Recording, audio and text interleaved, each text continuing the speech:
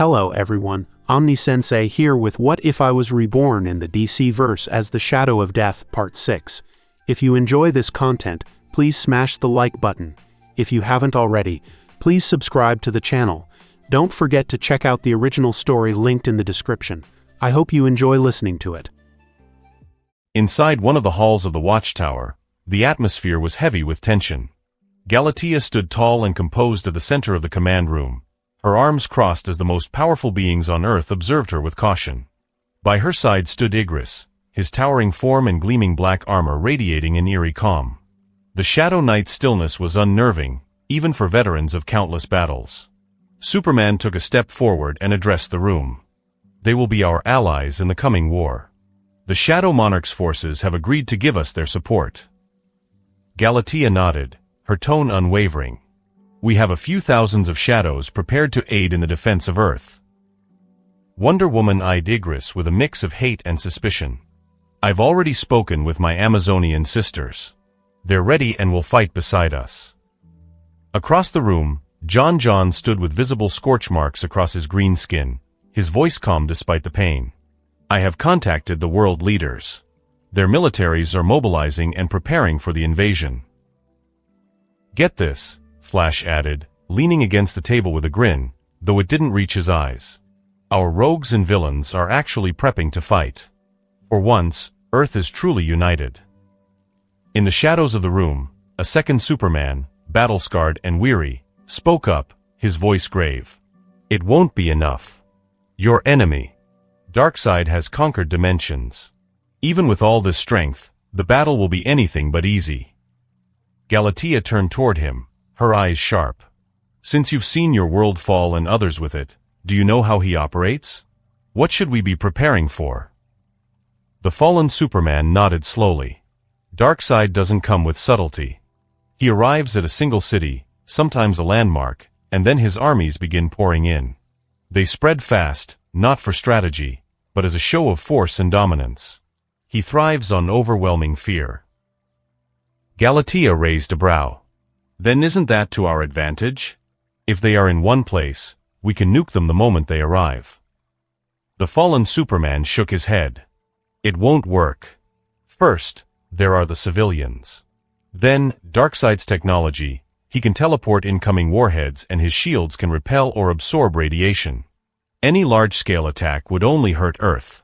The only way to defeat them is to meet them in close quarters. As he spoke, Orion and a Green Lantern stepped forward and began briefing the League on the enemy forces they had encountered firsthand. Meanwhile, in a quiet neighborhood far from the watchtower's orbit, Ace adjusted her gloves as she stood beside Courtney and Rex. The sun was low, casting long shadows across the grass. You have no powers, Grandpa, Ace said, turning to Rex. Why are you coming with us? Rex puffed out his chest slightly. I can't just let you march off to war alone. I might not have powers, but I know how to use a shotgun. And besides... His voice cracked. I wouldn't be able to face Ashbourne if something happened to you. Ace blinked, caught off guard. You're afraid of violence, of war. What kind of man lets his granddaughter walk into war while he hides at home? Rex shot back. His hands were trembling, but he stood firm. I'm coming. I'll help however I can. For a moment, Ace said nothing. Then she stepped forward and hugged him tightly. Don't be afraid, Grandpa, she whispered. I'll keep you safe. No one will harm you with me there. Courtney watched the touching moment quietly. When they finally pulled apart, she crossed her arms and asked, Is it really impossible to contact your father and brother? Ace looked at her and nodded. Father didn't leave a way to contact them as he had nothing to worry about. We're strong, me and Galatea both. And don't forget the Shadow Soldiers.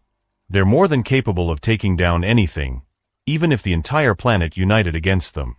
So he wasn't worried about us in the slightest. Courtney didn't respond at once. Her eyes lingered on Ace. Finally, she said, Your father. Why did he keep that a secret? Why hide so much? Ace smiled faintly.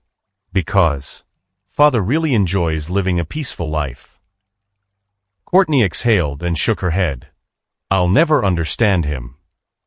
2 days had passed in tense silence, Earth's defenders scattered across the globe on high alert. That silence shattered with a thunderous roar as a boom tube cracked open in the skies above the Daily Planet building. The sudden rupture in space sent shock waves through Metropolis. From the glowing rift poured a storm of parademons, shrieking and swarming down like a plague of steel and fire. Within moments, the chaos spread.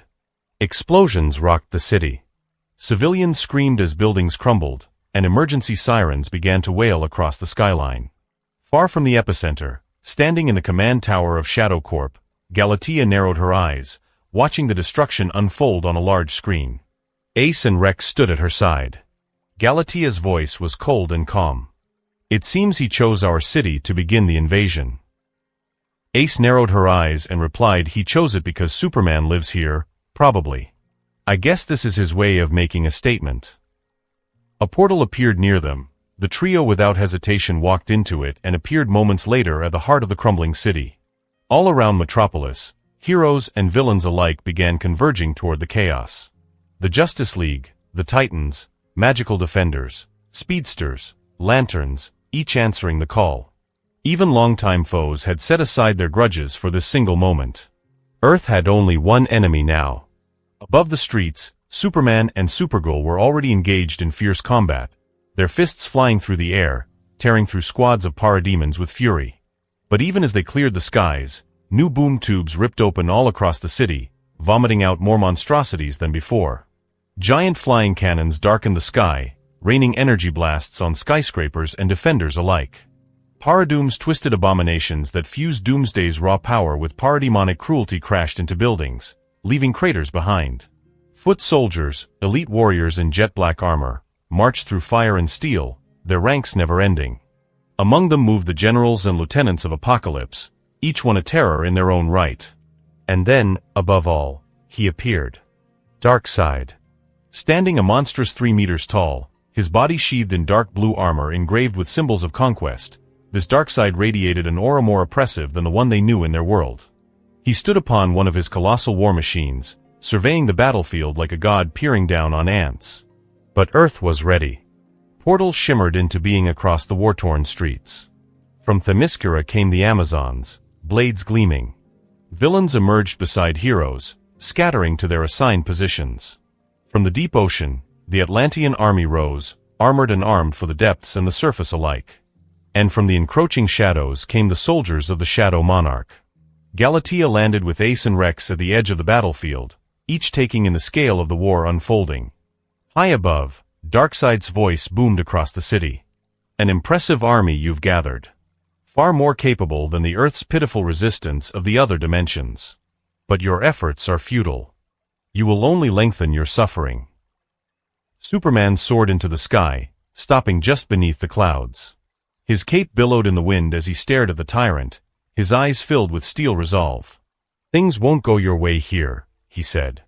Leave Earth while you still can.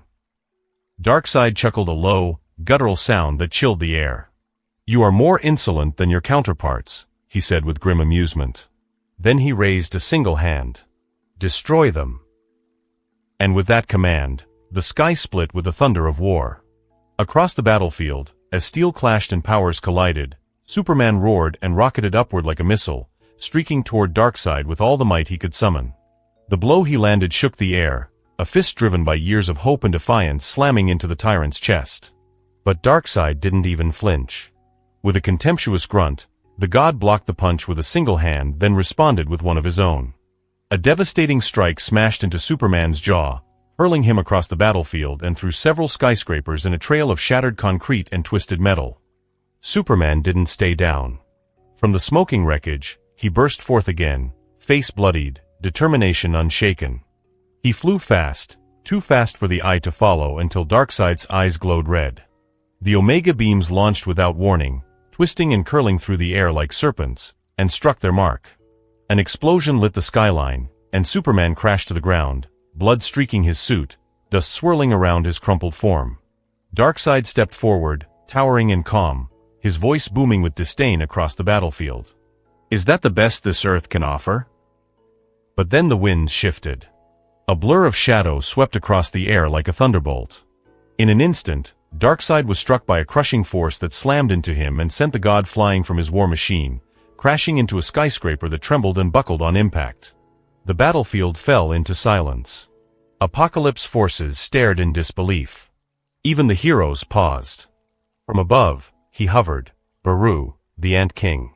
Black, insectoid wings flared out behind him, his long claws crackling with blue energy.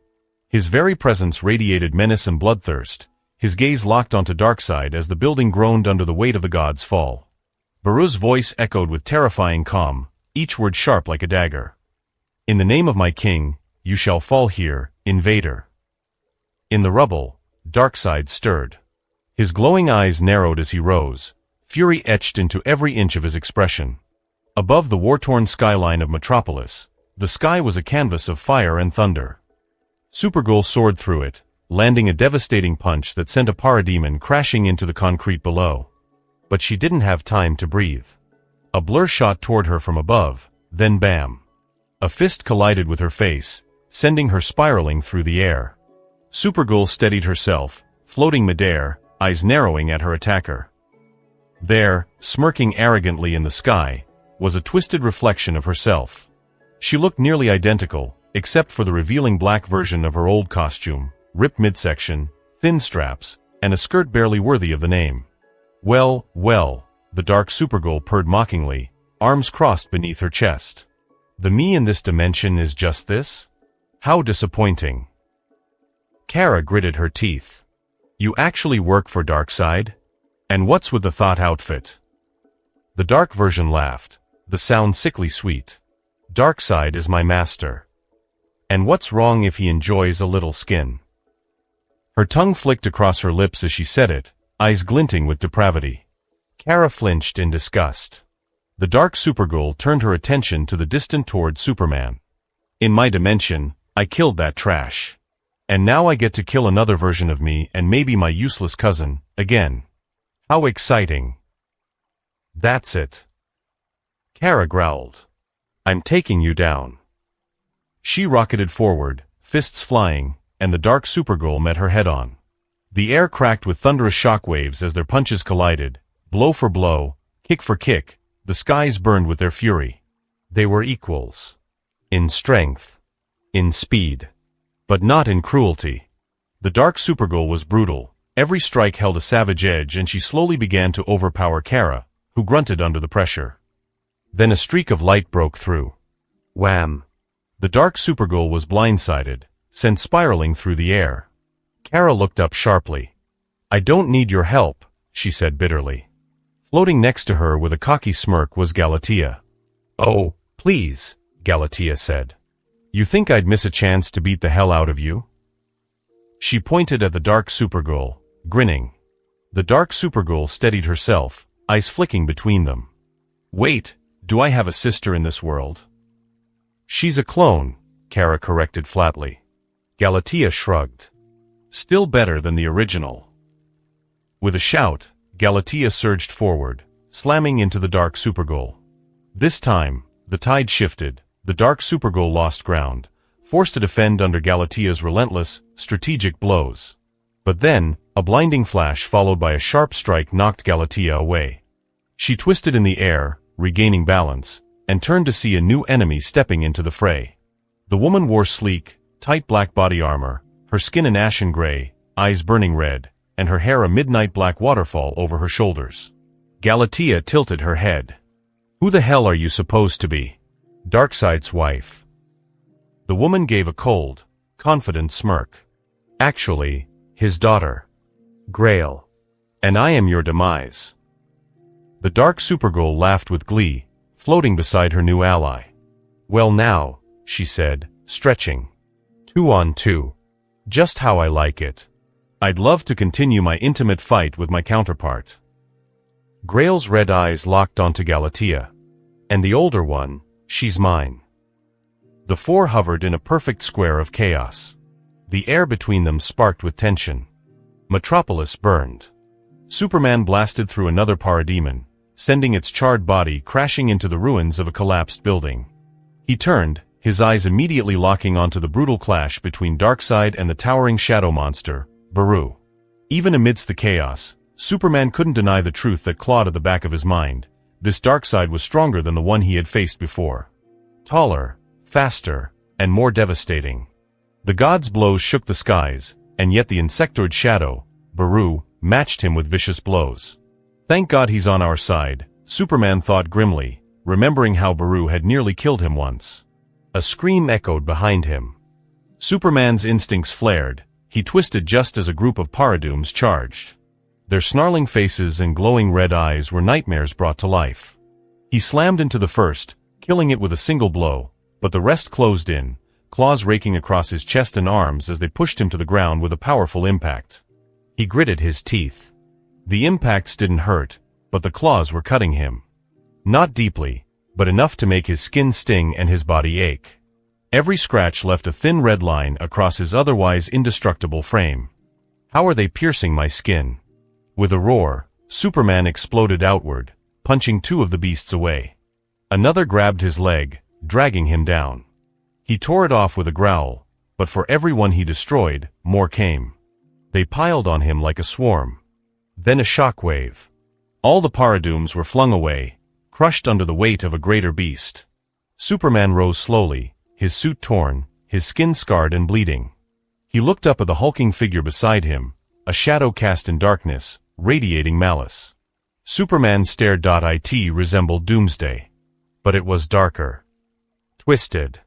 A shadow-born version of the monster that had once fought him. Shadow Doomsday bellowed, charging into the paradooms with an earth-shattering stomp. He ripped, crushed, and obliterated them by the dozens, turning the tide of the battle in moments. Superman stood in silence, heart heavy. First Darkseid, now even the paradooms were too much. He looked across the city where Igris, the Shadow Knight, fought Steppenwolf and the Furies and was winning. His blade moved like death itself, blue energy surrounding him, his form untouchable. Superman clenched his fists. For the first time, he felt helpless. But also, grateful. These shadow monsters, creatures that once gave him sleepless nights, were now their greatest allies. A blur moved. Superman turned just in time to block a flurry of brutal punches. He stumbled back as a figure hovered before him. Another Superman. But this one had half his face replaced with metal plating. A glowing red eye blinked in sync with his words. What a lucky day, the cyborg Superman sneered. I get to kill you again. Superman's eyes flared red. You'll try. He launched forward with a thunderous punch. The two Supermen collided, a shockwave shaking the ruined city once more as the battle escalated. The clash of steel and screams of war echoed across the shattered streets of Metropolis. At the heart of it all stood Wonder Woman, drenched in sweat and blood, her blade glinting with crimson light as she tore through parademons and apocalyptian foot soldiers like a tempest of divine wrath. She moved like war incarnate, graceful, brutal, unstoppable. One swing took off a parademon's head. Another split a soldier's chest. Still, they kept coming. Boom tubes cracked open all over the place like lightning tearing through reality, dropping fresh waves of enemies with every second. Her arm trembled slightly as she gripped her sword tighter. No matter how many I cut down, they just keep coming. Wonder Woman thought the ground beneath her was slick with blood, hers, the enemies, her sisters. A scream pierced the din. Her eyes flicked sideways. Another scream, a familiar one, cut close to her heart. Just ahead, one of her Amazonian sisters was impaled through the chest by a parademon's jagged spear. Her expression twisted in pain before she collapsed to the ground, lifeless. No. Diana surged forward. But something slammed into her. She brought her shield up, catching the blow and sliding back a few feet. Her eyes snapped to the source and froze. Standing in front of her was her. Or rather, a perverted echo. It was Wonder Woman, but stripped of everything that made her herself. Flesh fused with twisted machinery, her once bright eyes replaced with hollow sockets, cold and soulless. Her mouth didn't speak, it only opened and closed in silence like a doll's. Diana's breath hitched. This is what happens if we fail. She thought grimly. She struck forward, clashing steel with her own corrupted reflection, sparks flying from each blow. The thing mirrored her strikes perfectly, mechanical precision meeting divine skill. Suddenly, a bolt of lightning split the sky. It struck the cyborg Wonder Woman, blasting her away from Diana. "Need a hand?" came a familiar voice. Shazam descended beside her, his golden boots cracking the ground on impact. His suit was torn, and his brow was bloodied, but he still wore that confident, boyish grin beneath the seriousness in his eyes. "Came to help." Diana gave him a small nod of gratitude. But there was no time to exchange more. More boom tubes. More figures. From it emerged new threats, twisted and horrifying. Aquaman, his trident fused with dark tech, eyes empty of thought. Mera, her body laced with silver tubing, hair matted with oil and blood. Hawkgirl, her wings sharpened into blades, eyes devoid of mercy. And behind them, dozens of others, heroes, villains, faces Diana had fought beside, or against, now turned into nothing more than weapons. Flesh and metal. Will and soul erased. Shazam's jaw clenched. Diana raised her sword again. A grim silence passed between them. Then came a thunder of wings, speed, and power. Backup had arrived. Heroes from every corner of Earth charged in: Green Lanterns, Zatanna, Firestorm, Vixen, Booster Gold, and many others. Some Diana barely knew, others she'd fought beside countless times. They joined the fray, standing against the corrupted fallen. The sky above Metropolis burned with fire and smoke. The cries of the wounded and the clash of gods echoed through the torn city streets. Toward the rear of the battlefield, where broken buildings and collapsed towers provided brief cover, Ace and Rex stood among a sea of shadow soldiers. The inky black beings, loyal only to the Shadow Monarch, waited in eerie silence for their next command of their princess. Rex clutched his shotgun tightly, knuckles white. His eyes were wide, not with awe but horror. He stared at the blood-drenched battlefield, where bodies dropped like flies and screams never ceased. "Why?" Rex's voice cracked. "Why this madness? What's the point of all of this?" Ace's eyes stayed focused on the chaos, her expression unreadable but her heart heavy. She replied quietly, some relish in devastation and destruction. She paused, gaze darkening. "That's why Dad hates violence. He hates this sight." Above them, a swarm of parademons and paradooms twisted through the clouds like a storm of metal and bone. Ace's eyes shimmered with golden light. The moment her gaze locked onto the flying horrors, they screamed and dropped from the sky like falling stars, hundreds crashing into the earth below with bone-crunching force. The effect, however, didn't last. Ace narrowed her glowing eyes, a frown tugging at her lips. Something is wrong. The moment her focus slipped, or her enemies passed beyond her sight, they began to rise again, shuddering as sparks danced across their bodies, the machines inside them repairing the damage. A blur of cosmic white light zipped toward her. Courtney hovered nearby, her staff glowing as she battled above. She shouted down, "Ace, why are your powers not working on them?" Ace looked up, her eyes still glowing. "They are working, but these things, they're not fully biological." She motioned toward the twitching creatures as they rose again. "They're part machine. The tech inside them lets them recover almost instantly." Courtney's face tightened in frustration. She had hoped Ace's powers could thin the enemy's numbers. Instead, they were only slowing them down, delaying the inevitable. Even so, Ace didn't stop. Her eyes flared again, golden light shining like twin suns, and once more, hundreds of enemies fell, crashing into the concrete with sickening thuds. Without hesitation, the shadow soldiers surged forward. They moved like a flood of death, striking down the grounded creatures with brutal efficiency. Swords of darkness, claws of shadow, and pure numbers overwhelmed the temporarily paralyzed invaders. Courtney watched in silence, hovering just above the carnage. Her grip tightened around her staff. Thank the stars they're on our side.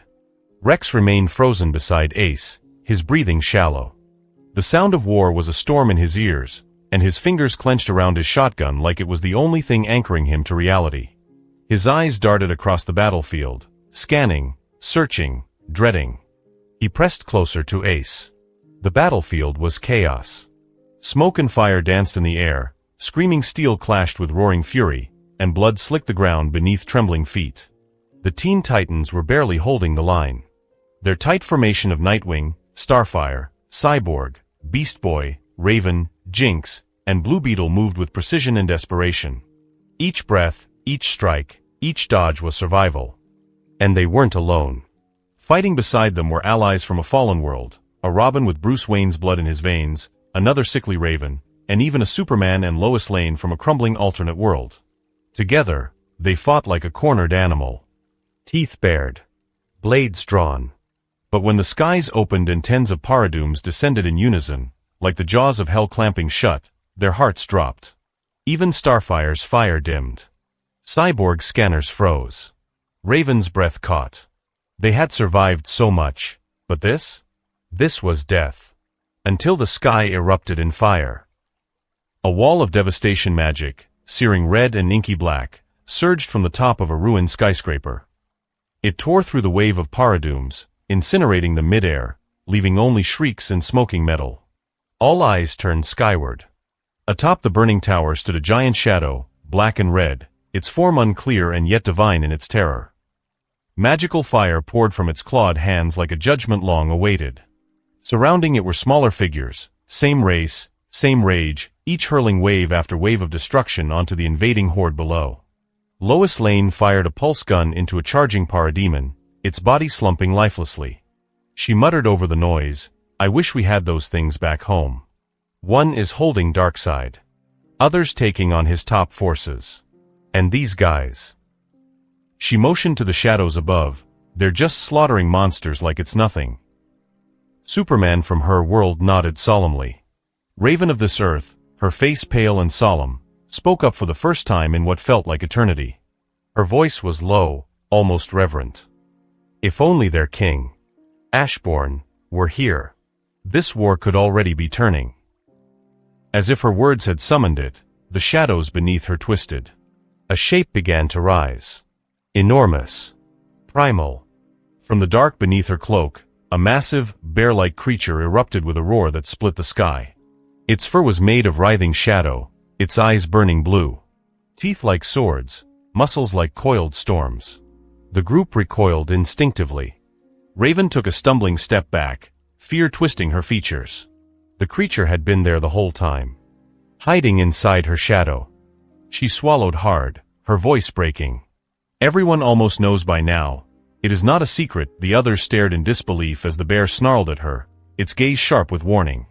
Then, without a word or sound, it turned and charged forward, crushing soldiers beneath its titanic weight, rending armor and bone alike. Starfire watched it vanish into the fray and blinked. What was that? Raven, voice hushed, replied, "The reason I couldn't speak freely. Ashbourne left that thing in my shadow." Cyborg tracked the beast with a visor scan, mouth agape. "Then it's good you didn't say anything," he said, eyeing Raven. "That thing would have made you into food." The alternate Superman, bruised but standing tall, watched as the Shadow Bear decimated entire platoons with bestial rage and supernatural power. He cracked a smile. "Now I want to meet this Ashbourne." The shoreline trembled beneath the weight of war. Aquaman, Mera, and a contingent of the surviving Green Lanterns from OA stood at the edge of the battlefield, battered but unyielding. Near them in the sea, the Atlantean warships, their cannons unleashing powerful bursts of energy, shattering the air with each shot as they targeted the swarms of flying parademons overhead. Aquaman's eyes flared with fury as he watched his people fall, warriors of Atlantis being shot down or dragged into the air and torn apart, their screams echoing over the crashing waves. One of the great ships exploded in a thunderous burst of flame and shrapnel, raining debris into the ocean. He growled, knuckles white around his trident. "No more." Beside him, Mera struck down a charging parademon with a spear of water. She glanced over her shoulder, voice trembling with disbelief. "This is madness. How many of these things do we have to destroy before it ends?" One of the Green Lanterns, panting and injured, turned to her grimly. "Darkseid doesn't just conquer planets, he enslaves them. He turns their people into his army. And this one." Voice dropping, "He's conquered entire dimensions. Gods know how many armies he commands now." Aquaman stepped forward, jaw clenched.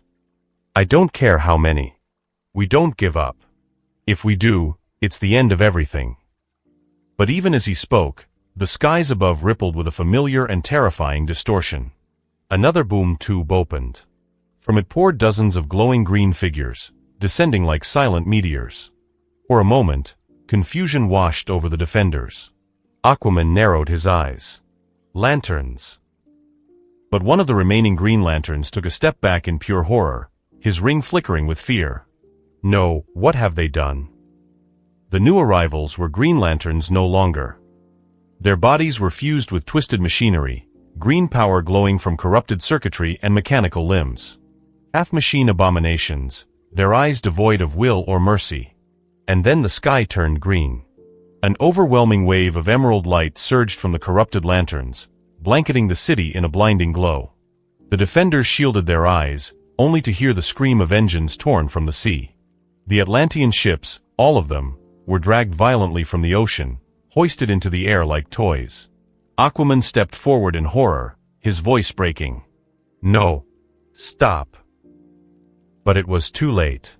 In coordinated precision, the corrupted lanterns crushed the floating ships with their power, one after another. Explosions lit the sky as Atlantean soldiers were vaporized or hurled to their deaths. The ocean was littered with debris, corpses, and the fire of sinking wreckage.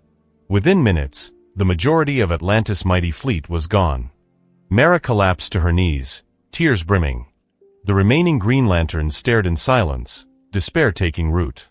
But worse still, far beyond their view, across the world, boom tubes continued to open. And from each one, massive drills, titanic, hellish machines, descended from the portals. They embedded themselves in Earth's crust with earth-shattering force and began to drill, deep and fast. Darkseid wasn't just waging a war. He was ending a planet. And though Earth's defenders had shown more resistance than he had expected, it was nowhere near enough to stop him. High above the burning city, the sky was torn apart by the violent clash between Galatea and Grail. The two warriors exchanged devastating blows, fists colliding with thunderous shockwaves. Galatea's heat vision met Grail's omega beams again and again, neither gaining a clear advantage. Bruises marred their skin, cuts stained their armor, but their resolve held firm. But not all battles above were as balanced. Farther off, Kara staggered, barely holding herself upright. Her blonde hair was matted with blood, her face swollen and bruised. Across from her floated dark Supergirl, a twisted mirror of herself, her smile wild and unhinged. Though she bore a few marks of the fight, they were shallow compared to Kara's devastating injuries. With a laugh echoing through the air, Dark Supergirl slammed her fist into Kara's chest, sending her rocketing toward the earth like a meteor. The impact cracked the pavement below. As Kara struggled to even breathe, her dark counterpart turned her gaze toward Galatea and Grail still locked in battle. Her red eyes gleamed with cruel intent. In a blur, Dark Supergirl launched forward, slamming into Galatea from behind before she could react. Galatea grunted in pain, staggering from the surprise blow. Then came the onslaught of Grail and Dark Supergirl together, pummeling Galatea from both sides in a chaotic, unrelenting storm of fists and beams. Trapped, Galatea fought to stay upright, blood dripping from her lips. Then Dark Supergirl seized her, arms locked around her chest, holding her in place. Grail, she taunted with a grin, her eyes don't suit her. Why not help her out? Grail's smirk twisted. With pleasure. Omega energy sparked in Grail's eyes. A devastating red beam erupted forward. Galatea screamed as the Omega beam struck her right eye, searing through the socket and disfiguring the right side of her face with smoking ruin. Grail tilted her head, inspecting the damage like an artist admiring her work. Yes, the right side's much better now. Let me help fix the left, but Kara returned, bloodied but burning with fury. She smashed her fist into Grail's face, then spun to strike Dark Supergirl, staggering them both just long enough to grab Galatea and attempt to flee. Their retreat was short-lived. Both Dark Supergirl and Grail fired simultaneously, Omega beam and heat vision streaking through the air. Kara glanced back and in that instant knew there was no escape. Gritting her teeth, she twisted her body, taking the full brunt of both attacks to shield Galatea. The blast struck her back, searing her flesh. The two women crashed into the ground below, landing in a crater of scorched earth and blood. Galatea groaned, forcing herself upright with trembling legs. Her face half destroyed, her body battered, she looked at Kara's burnt and broken form beside her remaining eye. Then the earth shook. Grail landed hard, laughing as she grabbed Galatia's arm. "You didn't think it was over, did you?" With a sharp twist, she snapped Galatia's arm like a twig.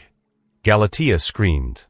As the dark Supergirl descended, triumphant and smirking, a blur of shadow surged forward. With a thunderous punch, Shadow Doomsday slammed into dark Supergirl, sending her flying. Grail spun to react, but the towering beast struck her next, launching her into the air like a ragdoll. Panting, Galatia stood despite her broken arm. Through clenched teeth, her one remaining eye blazing with rage, she pointed at the two enemies now recovering in the distance. "Kill them. Rip them apart," she ordered the beast. "Murder the two bitches." And as Shadow Doomsday roared, Galatia used her remaining arm to pull Kara's limp body close, lifting her as best she could. With every ounce of strength left, she ran.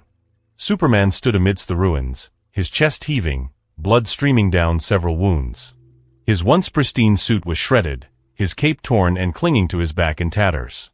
At his feet lay the lifeless, broken body of cyborg Superman, sparks flickering weakly from the cyborg's skull as it finally went still. He barely had time to catch his breath when he heard the flutter of wind and turned. Galatia landed nearby, her clothes scorched and shredded, half of her face ruined and her arm twisted and broken. In her other arm, she carried Kara, burnt and battered, her body motionless. Superman's eyes widened in horror. "Are you okay?" he asked, his voice hoarse, eyes flickering between them. Galatia stared at him, her good eye filled with exhaustion and fury. "Do we look okay to you?" she snapped, her voice sharp but tired. In the distance, explosions echoed again, louder this time. Fire lit up the sky as another massive ship fell from orbit. Superman gently took Kara from Galatia's arms, holding his cousin close, cradling her with care. "Let's regroup with the others and organize," he said, voice low and tight. "This is going out of control." Galatia gave a tired nod, wiping blood from her mouth, and turned to follow him. The three moved away from the heart of the battle, each step heavier than the last. They eventually reached the Amazonian defensive line, or what remained of it. Superman's expression twisted with grief as his eyes swept the battlefield. Corpses littered the ground, not only Amazonian warriors, but heroes he had once fought beside. Mr. Terrific, Booster Gold, and others whose names burned in his memory lay still, their battles lost, their sacrifices unspoken.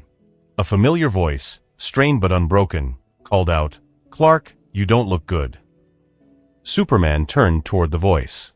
Wonder Woman stood there, blood soaking her armor.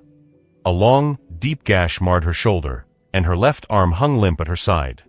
Her sword was coated in gore, her breathing shallow. "Things are bad," she said weakly. "We are losing, Clark." Superman didn't respond at first. He just stood there, holding Kara, his face a mask of pain. Beside him, Galatia remained silent, her own expression unreadable. Darkseid fought with calculated fury, his fists crashing against the black creature. Though his power was unmatched, the creature was faster, dodging even his Omega beams, a feat that few across the multiverse could claim. Despite the prolonged combat, the creature showed no sign of fatigue. Though locked in this battle, Darkseid watched the war unfold beyond them. His armies were winning, slowly but surely, yet the tide wasn't without resistance. These black creatures, similar in appearance to the one he fought, were tearing through his forces in savage waves. They never tired, never retreated or showed fear. Darkseid's eyes narrowed as he sensed a cluster of these creatures surrounding a girl with glowing eyes in the distance. Hundreds of the creatures moved around her, clearly protecting her, and from afar he could see corpses piling at her feet. Thousands of his soldiers had already fallen to her and her army. He analyzed quickly, his conclusion simple: the girl was either controlling them or was part of their plan. It did not matter. Without hesitation, Darkseid himself began heading toward the girl's position. Baru moved to follow him, but in an instant, hundreds of Paradooms blocked the way. Trapped, he roared and lashed out but couldn't escape them in time. Darkseid descended from the sky like a meteor, landing before the Shadow Army and the girl at their center. The ground quaked under his feet, his presence alone drawing the attention of every creature nearby. In the sky, Stargirl, battling alongside the shadows, saw him arrive and panicked. She dove at him in a desperate attack. Darkseid's eyes lit up, Omega beams zigzagging through the air directly toward the girl. Stargirl froze in horror, too fast to dodge. But Ace, commanding the shadows, yelled with desperate clarity, "Defend Courtney!" Several Shadow Knights moved instantly, raising their hands and conjuring shields of darkness in front of Courtney. The beams struck. The shield shattered, hurling Courtney to the ground, but she survived. Gasping, pained and stunned, Darkseid scoffed. "So you are the one controlling them." He unleashed more Omega beams, this time targeting Ace directly. The Shadow Army reacted instantly, some creating shields, others charging him, knowing they were too slow to fully protect her. Ace clenched her jaw, eyes narrowed, but she could feel her powers having no effect on him directly. She turned her focus to directing the other forces, desperately trying to hold the tide. Darkseid tore through the weaker shadows when suddenly, Baru, unstoppable and enraged, arrived, slamming into him and sending them both crashing underground through buildings and debris. "Retreat!" Ace screamed, her voice broken with urgency. Courtney, recovering, and Rex nodded, turning to flee. But a tremor rippled through the ground, and Omega beams burst upward, twisting through the air toward Ace. She turned too late. Rex leapt between her and the beam, taking the full brunt of it. His body was incinerated instantly, turned to ash before her eyes. Ace froze. She didn't move. She couldn't. She simply stared at the spot where Rex had stood, where he died, until another thunderous explosion rang out. Baru's body was flung from the underground, crashing into a nearby building. Darkseid rose, unharmed, his eyes glowing. "A pointless sacrifice, you will follow soon." Ace turned slowly to face him. Her face twisted not in fear, but in fury. Her glowing golden eyes shifted, flashing into silver. The power Ashborn had sealed away years ago all came back to her. In that instant, the world trembled as she screamed. Darkseid staggered as the air warped around him, the ground split, and buildings crumbled in the wake of her unleashed power. Her glare unleashed a massive warping shockwave toward Darkseid, causing him and everything in her sight to be crushed and pushed in the direction of her glare. Ace dropped to her knees, screaming, blood and tears streaming from her eyes. The wave of devastation did not go unnoticed as a huge chunk of the city was destroyed completely. From afar, Superman, Galatea, and the surviving heroes witnessed the destruction. Galatea bowed her head, a silent mourning for Rex's sacrifice. Others stared, wide-eyed, daring to hope. Darkseid had fallen, killed by the devastating attack. But their hope was short-lived. An explosion rang out from the debris. Smoke burst outward. Darkseid rose, unharmed, eyes burning brighter than before. "Beru, kill him!"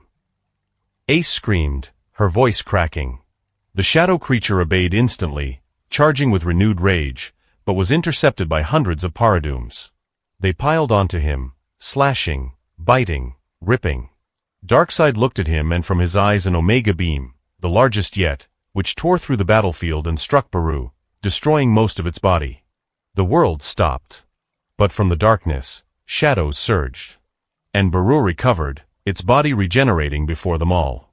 Darkseid growled. "How long can you keep regenerating?" Baru turned to face him, then froze. Its body began trembling, posture shifting into something unnatural, fearful. The almighty terrifying creature was nowhere to be seen. Darkseid smirked. "Afraid now? It is too late, creature." But Baru ignored him and looked back, wide-eyed, like something primordial was about to enter the battlefield. The other shadows began shaking violently, every single one of them trembling in unspoken terror. Then Baru spoke, its voice clear and terrified. "My king knows. He is furious." Silence fell upon the battlefield. The maddened chaos that had raged across the ruined city ceased as though time itself held its breath. The wind whispered over shattered buildings and broken steel. Even the cries of pain and the mechanical whirring of Darkseid's war machines faded to nothing. All eyes turned to the trembling shadows. The shadow monsters and knights. The shadows of broken walls. The shadows of corpses. Of fallen titans. Of heroes and villains alike. They all shook. So did the shadows under the feet of Darkseid's soldiers, his soulless, reanimated warriors and paradooms alike. They began to move unnaturally, shivering like leaves in a hurricane.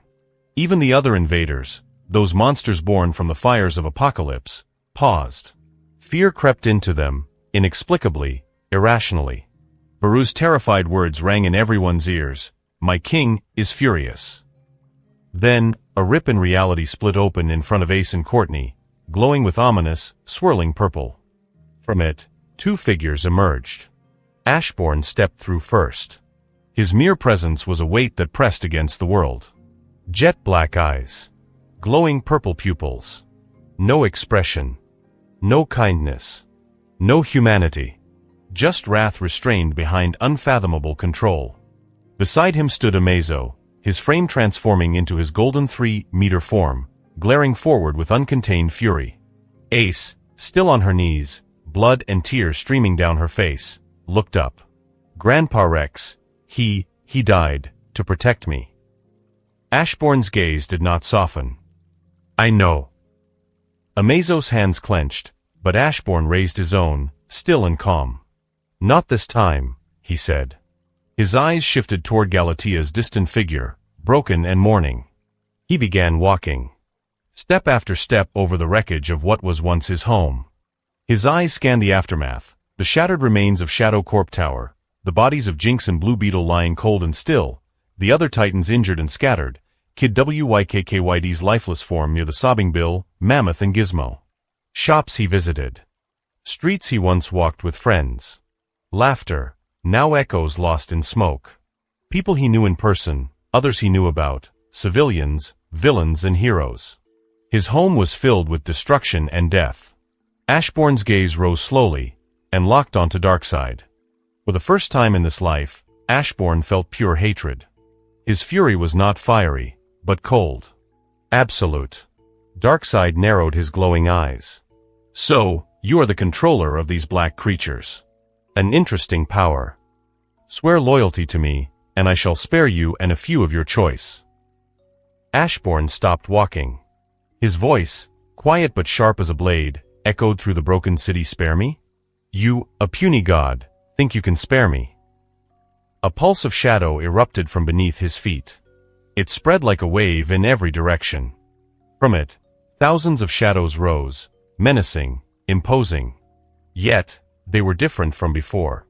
Their energy, once a swirling mix of black and blue, now shimmered with violent purple. Baru. Igris.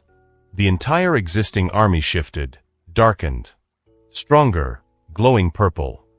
Faster. Now they were wrath incarnate. And they moved. Like the opening of a dam, the shadow army surged forward. What had been a close match became a massacre.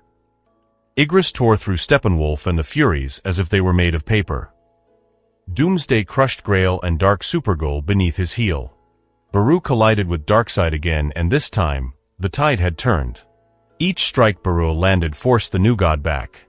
His speed, his strength now equal, if not greater. Darkseid snarled, body showing signs of damage for the first time. Enough. A wave of Omega energy blasted Baru back. "You think this is the limit of my army?" In response, boom tubes tore through the sky. Hundreds of them. Tens of thousands of paradooms emerged, their snarls echoing. Behind them, hundreds of thousands of parademons screeched into the atmosphere, descending like locusts. The heroes gasped. Even Superman's expression fell into despair. "That's impossible." But Ashbourne stood, unmoved. His voice was ice. "No army in existence can rival mine." And with that, the city itself changed. Rivers of shadows poured outward like a living sea. The ground twisted and cracked as hundreds of thousands of shadow soldiers emerged. Not just humanoid ones, giants as tall as skyscrapers rose. Drakes, beasts, monstrosities from forgotten nightmares, every kind of creature spilled out, filling the ruins. And it wasn't over. Over the sea, new purple gates opened, larger ones. From one of them stepped a titanic being, dwarfing even the tallest buildings, the demon lord Trigon. Dragons of unimaginable size soared out behind them, their roars shaking the skies. Then, the sky changed. An enormous purple gate opened above them all, stretching to every visible edge of the world. And from it, They descended. Millions. An endless tide of shadows, warriors of every kind, of every race. Creatures that seemed from myths, soldiers from different worlds, beings unlike anything this multiverse had ever seen. They fell from the heavens like stars going to war. The battlefield stood frozen. Even Darkseid himself stared at the sky, for the first time, truly stunned. Ashbourne's voice rang calmly across the battlefield. Earth is too small to host my whole army. But this won't change the outcome. From the rivers of shadows, millions of glowing purple eyes stared directly at Darkseid. But didn't raise, they waited. For their king's command. And for the first time, the defenders of Earth realized the true horror of Ashbourne's power. Ashbourne's voice cut through the thick air like divine decree. Eradicate them and bring me that puny god on his knees. It was not just a command. It was judgment. The silence of Oz shattered into a cacophony of screams, roars, and devastation. The heroes of Earth, though still standing, watched as the tide turned from overwhelming to apocalyptic. Darkseid's army, once an unstoppable force, was now prey. From the skies, the shadows rained destruction. Spears made of solid purple energy fell in showers, piercing through paradooms and parademons with surgical precision. Where the dragon shadows flew, their roars alone disintegrated the creatures of Apocalypse. The world trembled.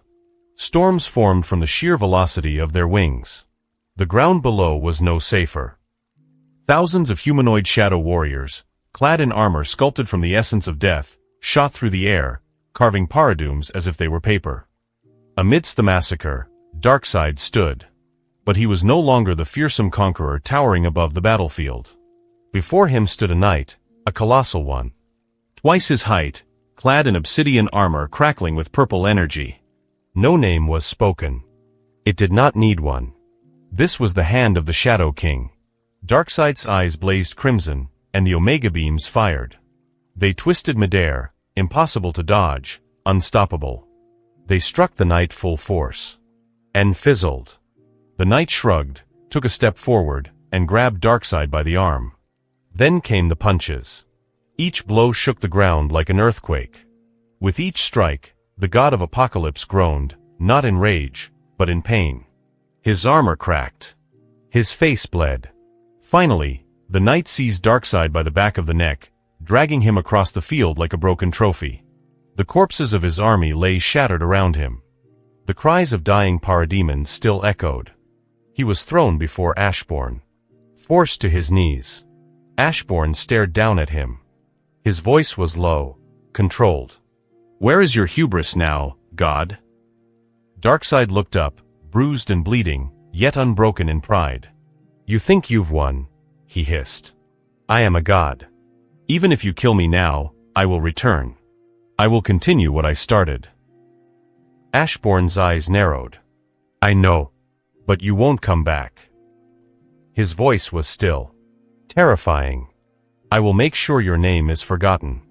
No one will know who Darkseid was when I am done." Darkseid sneered through blood. "You think you can end a god?" Ashbourne didn't answer him. Instead, his gaze flicked to the towering knight. "Go. The rest of you as well. To Apocalypse.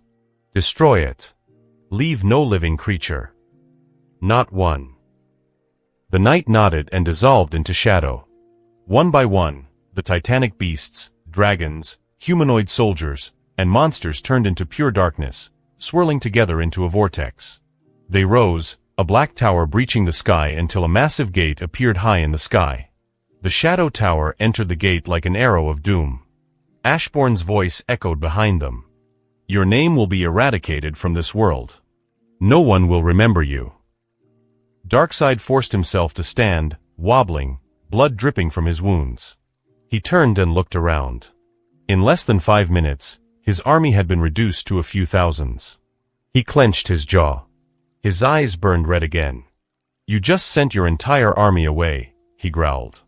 "That was your mistake." Nearby, several heroes were still wounded and exhausted, tensed. Even they feared this might be a misstep. Darkseid was no common foe. He was a monster. Even a wounded god could level Earth. Ashbourne, calm as ever, turned slightly toward him. They are not needed. His voice dipped into the abyss. You brought me enough. Then, he spoke a single word, arise. And the world changed. From every corner of the battlefield, corpses stirred. The dead, the mutilated, the crushed, the torn, rose again. But not as themselves. As shadows. Darkseid's eyes widened, not in fury, but in shock as he watched hundreds of thousands of parademons and paradooms rise again, now bearing purple-glowing eyes and obsidian skin. He watched as Steppenwolf rose again, his body a dark echo of the general he once was. The Furies. Even the heroes he mutilated and controlled once rose again. His own forces, now loyal to someone else. The heroes could hardly breathe. Superman turned, watching as fallen Green Lanterns rose once more, not as protectors, but as part of the ever-growing army of the darkness. Diana's hands trembled as she watched hundreds of fallen Amazonians rise from the blood-soaked earth, no longer bearing the spark of Themyscira in their eyes. Ashbourne's army had grown again. Not just in strength, but in meaning. These were the dead. And the dead belonged to him. A chilling realization spread like wildfire through the remaining defenders and invaders. The Shadow Army was built from death. From all deaths. And now the world saw how endless it truly was. Superman's fists clenched as he looked around, unease blooming in his heart. His mind racing, how many has he killed to build that army? Darkseid, no longer looking angry, but simply desperate, took a single step back as thousands of paradooms surrounded him. Darkseid clenched his jaw, blood dripping from a split lip, bones groaning beneath cracked skin as he looked around at the shadows of his army staring at him waiting to rip him apart. His godly essence quivered with rage, but not just at his injuries. At humiliation. His army was gone. His world is being attacked. His forces turned to dust and now walked as shadows. But it was this thing before him, that broke his pride. He locked eyes with Ashbourne, standing among the ruin, shadows behind him like an endless tide. They called you their king, Darkseid spat. Are you going to hide behind them instead of fighting? Ashbourne did not flinch. His face, carved from the stillness of death, remained unchanged. Do you think your provocation will work? He said quietly. Ashbourne took a step forward, his presence suffocating. I have a better question, he said, voice cold. Do you think fighting me is better? Darkseid didn't respond. The answer was irrelevant. His pride had decided. He growled and surged forward, fists clenched, Omega energy crackling across his form. Ashbourne raised a single finger. You, puny god, should be kneeling for mercy. A pulse erupted. Ruler's authority. Darkseid's knees slammed into the broken earth. The god roared, trying to rise. Muscles flexed, body trembled, but he couldn't stand. His hands clawed at the ground as his fury boiled. His eyes blazed, glowing crimson as the Omega beams charged. Ashbourne casually pointed downward. Darkseid's face smashed into the dirt. You should be kissing the ground for mercy, Ashbourne said icily. Yet you, lowly thing, had the audacity to think you could fight me? With a snarl, Darkseid forced his head up, breaking free of the pressure. He let loose the Omega beam with a thunderous roar, the deadly twin rays spiraling toward Ashbourne like divine retribution. Ashbourne didn't move. He simply looked at the incoming beam. And then, crack. A fist collided with Darkseid's jaw, Ashbourne's, as he appeared beside him in the blink of an eye. The Omega beam fizzled as Darkseid flew backward like a broken meteor. Ashbourne began to walk, slow and deliberate. Darkseid roared again and charged. But it was no longer a fight. It was a beatdown. Ashbourne didn't dodge. He didn't defend. He hit. Over and over again. Brutal. Merciless. Every strike echoed like a thunderclap. When Darkseid tried to swing, Ashbourne vanished, only to appear behind him, in front of him, above him, each time with a strike that shattered bone, burst muscle, or ripped armor. Darkseid's confusion grew. He couldn't see him. Couldn't track him. Ashbourne tilted his head. Do you know what is the fastest thing in existence, puny god? He asked. Some might say light. He caught Darkseid's wrist mid-punch. But the answer is darkness. Ashbourne's voice chilled the world. Wherever you go, wherever light travels, darkness is already there waiting. With an inhuman power, Ashbourne twisted and punched with all his might. Darkseid's body shattered through buildings like a comet, disappearing in the distance. In Ashbourne's hand remained the god's severed arm, torn between the punch's force and Ashbourne's grip. The world fell silent. Heroes and villains alike stared, unable to believe it. The god of apocalypse was being crushed. Then a blur from the side, a streak of speed and shadow hurtled toward Ashbourne. Dark Supergirl. Her body, bloodied and torn from battle, streaked across the field, loyal even in the face of annihilation. Ashbourne didn't look at her. He simply punched to the side. His hand pierced her skull with ease. Bone cracked, blood sprayed, and the woman body dropped lifeless at his feet. Darkseid stood in the ruins of his own pride, his body a ruin, blood dripping from his mouth and chest, his arm gone. But his fury remained. With a final scream, he prepared the Omega Beam again, when a spark of heat struck him in the chest. He stumbled. Looking up, he saw the source. His loyal Supergirl. Now Shadow. Her corpse had shifted and stood silently beside her new master. A soldier of the dead. Darkseid's face fell into horror, and for the first time in eternity, he felt alone in the face of this ever-expanding army. Kara gasped, a ragged breath escaping her lips as her eyes fluttered open. She bolted upright with a start, disoriented. Her limbs trembled, still feeling the phantom pain of a blow that had nearly killed her. What happened? She rasped. Superman, kneeling beside her, looked grim. You nearly died, he said solemnly, then cast a glance at the figure beside her. But that shadow thing saved you. Kara turned her head.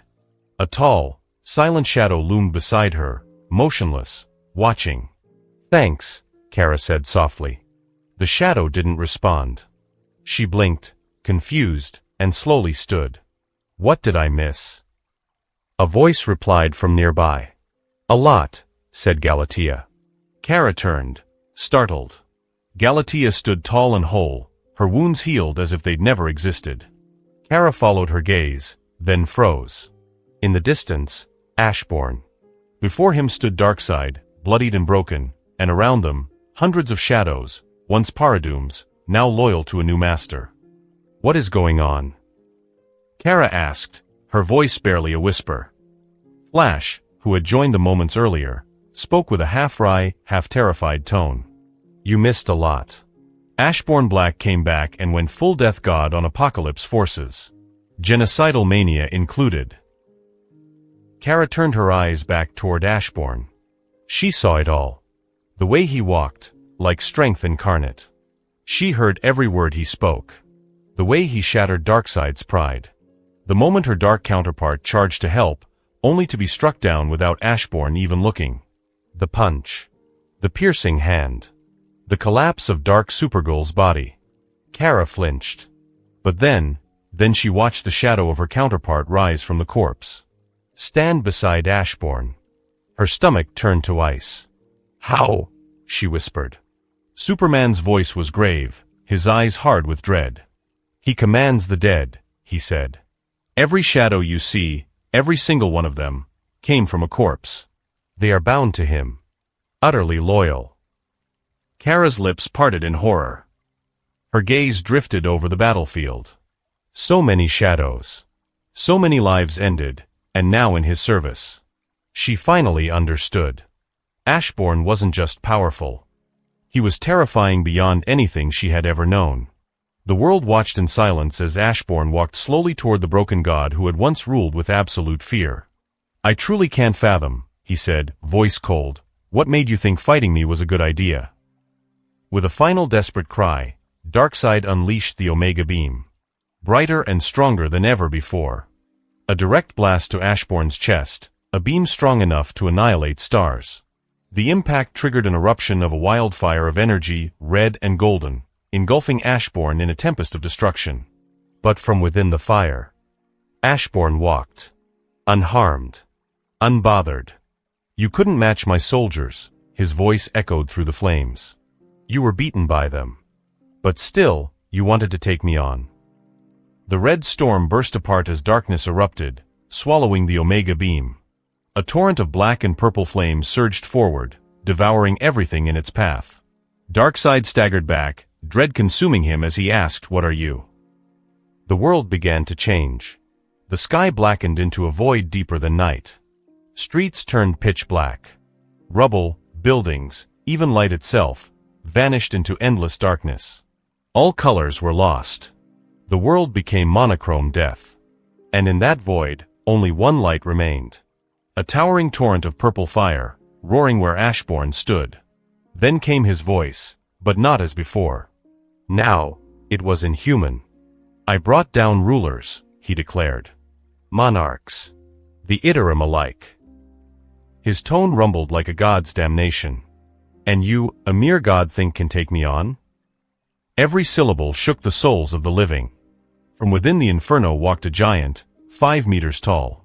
His black armor pulsed with purple energy. A long cloak of darkness trailed behind him.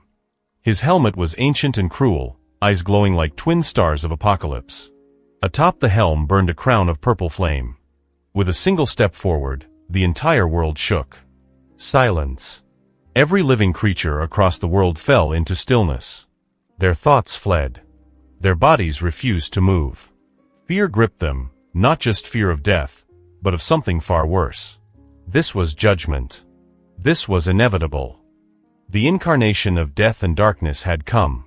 Even Darkseid, the god of tyranny, stood frozen. This wasn't a man. This wasn't a king. This was the end of all things. "I am the first of the rulers. The ruler of death. I am the last of the monarchs. The Shadow Monarch." Ashbourne took a slow, deliberate step forward. His towering, armored form loomed over Darkseid, whose battered body trembled from the unrelenting Ashbourne took a slow, deliberate step forward. His towering, armored form loomed over Darkseid, whose battered body trembled from the unrelenting pressure of Ashbourne's presence. Then, without ceremony, Ashbourne extended his hand and plunged it straight through Darkseid's chest. The impact was brutal and effortless, as if tearing through air. Ashbourne's arm protruded from the other side of the god's torso, lifting him off the ground like a rag doll.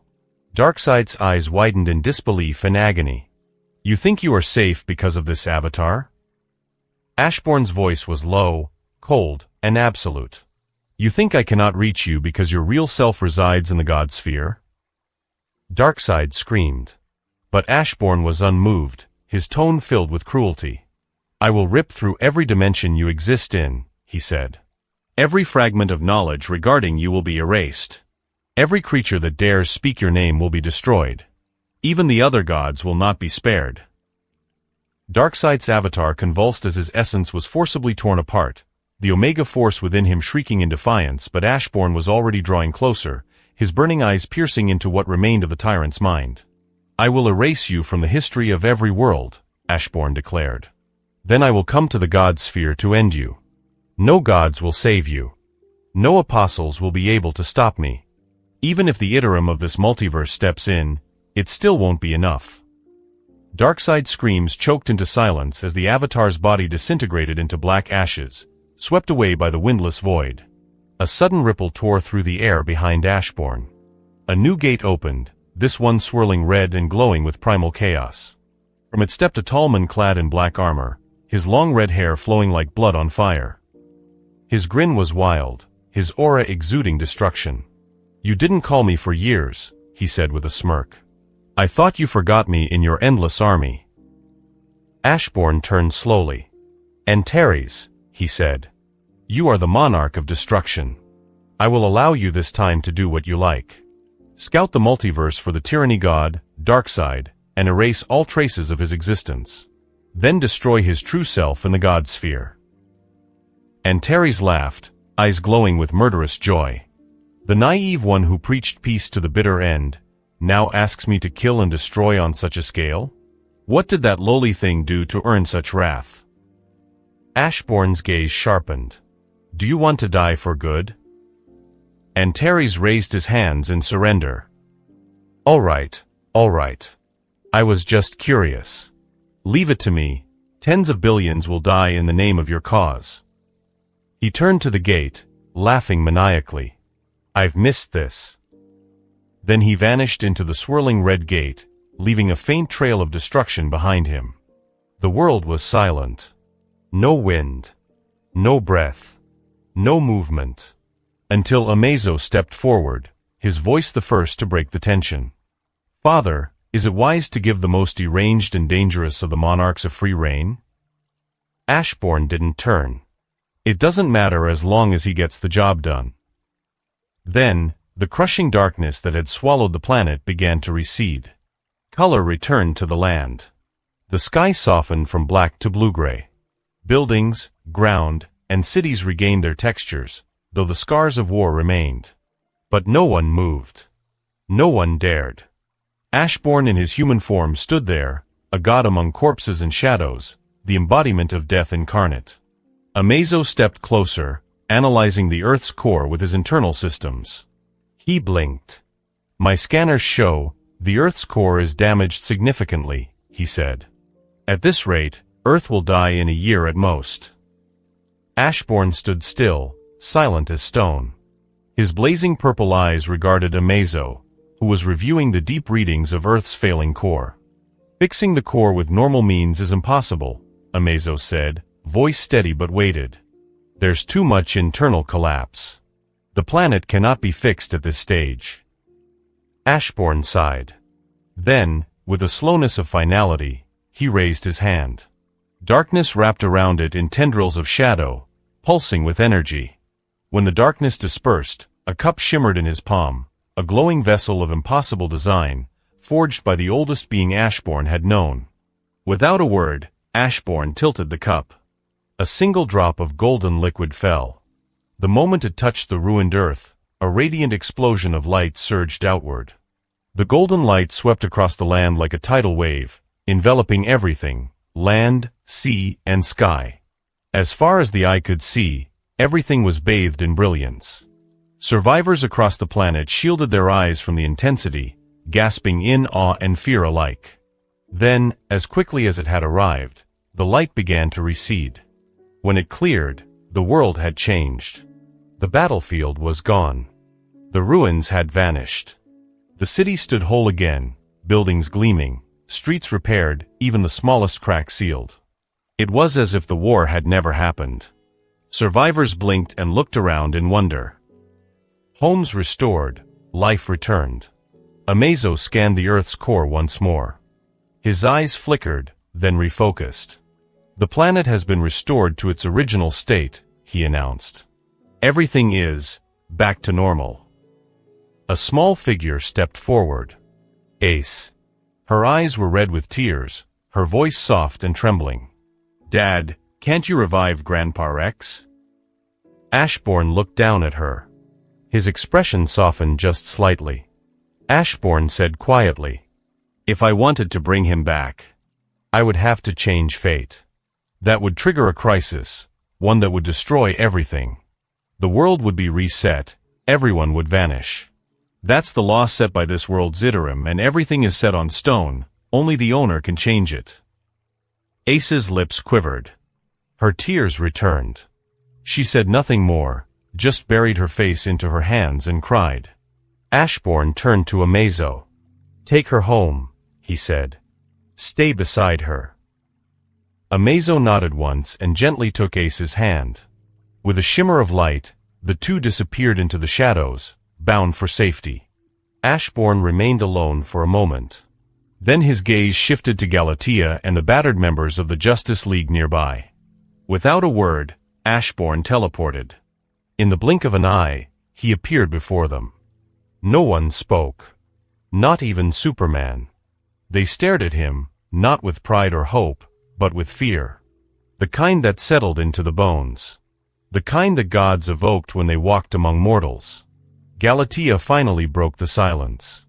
"I'm sorry," she said, her voice cracking. "In my arrogance, I allowed Rex to come here with us. It's my fault. All of it." Ashbourne looked at her. "If he was not there," he said, "Ace would have gone instead. Someone would have died regardless of your choice. I did not leave enough soldiers behind. That is on me." Galatea looked down, grief-stricken. Ashbourne's gaze shifted to Superman. "I will release your colleagues," he said, "and all those who fought to defend Earth from my shadow army. But you, and the rest of your league, will prepare a funeral for the fallen." Superman nodded silently, jaw clenched. No words. No argument. Ashbourne's shadow began to swirl and rise, enveloping Galatea in a quiet shroud of darkness. As the shadow consumed them both, his final words echoed in the silence. He and Galatea appeared together in the center of the living room, where Ace and Amazo already sat. The silence in the room was crushing. The only sound came from Ace, who sat curled up on the couch, his body trembling with quiet sobs. Tears streaked down his cheeks. When he saw them, he looked up with red-rimmed eyes and a cracked voice. "It was my fault," Ace whispered. "He died to save me." Ashbourne didn't hesitate. He stepped forward and placed a firm hand on the girl's shoulder. His voice was calm but heavy with the weight of finality. "It is not your fault," he said. "It was the result of all of our actions." He paused, glancing at Galatea, who said nothing, her arms folded tightly as if bracing herself against grief. "Uncle Rex chose to protect you," Ashbourne continued. T allowed him to tag along. "I could have left more than a few thousands of soldiers behind. I could have charged the soldiers' mana to full power. I could have kept an active watch here. But I didn't do any of that. I was confident it was not needed and that it could cause some annoying individuals to come." Amazo stirred from his seat, head low. "No, I was the reason why Father left this world for so long in the first place," he said, his voice filled with regret. Ashbourne looked at him. There was no accusation, no anger, only acceptance. "Darkseid invaded another dimension," he said. "And we all made decisions, some small, some great. But every one of them led to this." Ace sniffled and tried to wipe his tears away with his sleeve, but they kept coming. Galatea knelt beside her silently, wrapping one arm gently around her shoulders. She didn't speak. She didn't need to. Ashbourne moved to a nearby chair and sat down. For a moment, he didn't speak. His gaze was distant, but the purple embers beneath his eyes still glowed faintly, like dying stars refusing to go out. Then his voice broke the silence. "For him," Ashbourne said, "I will end Darkseid permanently. Even if I have to sink this entire multiverse into endless darkness." The words were terrifying in their honesty. No one questioned them. No one flinched. The room accepted them as truth. Because deep down, they all knew it was a final judgment. The fire of vengeance may have lit in Ashbourne's chest, but in that moment, everyone in the room grieved not as metahuman, clone, or android, but as family. The death of one good old man had left a hole in their hearts that no war or shadow could ever truly fill. The war was over, but its echoes refused to fade. Though Ashbourne had restored the Earth to its former state, reversing the material destruction with terrifying ease, the death toll remained untouched. Thousands, civilians, heroes, and even villains lay among the casualties. The city's skies were no longer choked with smoke, but grief lingered in the air, heavy and thick. Streets were lined with hastily constructed memorials.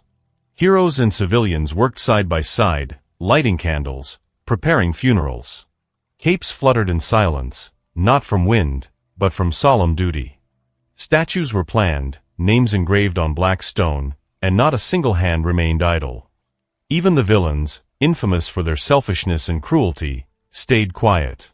No jailbreaks, no plots, no crimes. They too had stood on the front lines. They had witnessed the end and somehow felt part of it. Not allies, not enemies, but survivors. They walked the streets in silence, unchallenged by the League, offering no threats in return. A moment of stillness had overtaken even the worst of them. But what overshadowed even the morning was the man who brought it all to an end, Ashbourne. The Shadow Monarch. His arrival, his power, his dominion. All of it left an impression that none could forget. The world had watched him fight Darkseid and win. It shattered illusions the Justice League had held for years. Once, they prepared to face gods and titans. Once, They believed in unity and strategy to face anything. How they failed to stop Darkseid and how Ashbourne's arrival changed everything. They remembered how, not long ago, they considered fighting him, fighting the Shadow Monarch. It felt laughable now. Pathetic. Ashbourne wasn't just stronger. He was a being beyond anything they knew or understood. His otherworldly form, his words, his presence, it carved into their souls the truth. This wasn't someone they could oppose. Not physically. Not ideologically. Not even in thought. And perhaps worse than his might, was his knowledge. Wherever shadows touched, Ashbourne could see. Listen.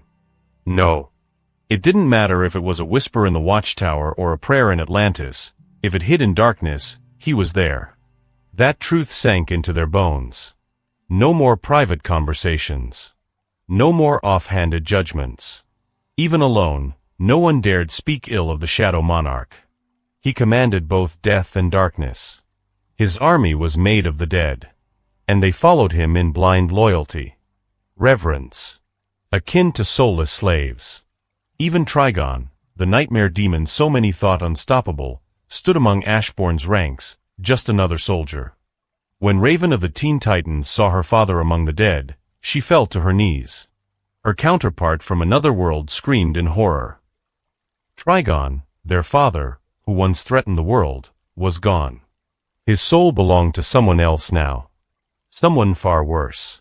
Dr. Fate, though shaken, had been one of the few to speak. His voice trembled as he recalled the red-haired Mun that came through the Red Gate. Chaos and destruction personified, he said. That creature shouldn't exist in this realm. He refused to repeat Antares' name aloud. And no one asked him to. Even Wonder Woman, once proud and defiant, had crumbled beneath the truth. Her mother was dead. Ashbourne's shadows would have taken all of Themyscira. She had vowed vengeance, but that vow turned to void. She had seen the transformation. She had felt the fear, as if the concept of death itself stared at her. There was no pride left. Only awe and terror in their rawest form. And the knowledge that she lived, only because he allowed it. The world had changed. The League had changed. Even the villains had changed. But above all, the balance had shifted. Ashbourne did not speak a word. He did not do anything. He simply existed. And that was enough to keep everyone afraid. Kara sat atop the skeletal remains of a skyscraper, her legs drawn up loosely as she looked over the city. The once familiar skyline was darkened, a reminder of war and power. Below, emergency lights flickered like dying stars, struggling to restore some semblance of normalcy. Yet up here, there was only wind, silence, and her thoughts. Then, the wind shifted and a figure landed beside her with a soft thud. Kara turned her head slightly and saw Galatea. Galatea didn't speak immediately. She just stood there, awkward but composed. After a few seconds, she asked, "Can I sit?" Kara narrowed her eyes. "What do you want?" Galatea gave a faint smirk. "I'll take that as a yes," she said, and lowered herself beside Kara, her tone softening. "I wanted to thank you for saving me back there. If not for you, those two unhinged bitches would have killed me." Kara glanced sideways at her. "You came to help me first. I paid you back." Galatea nodded.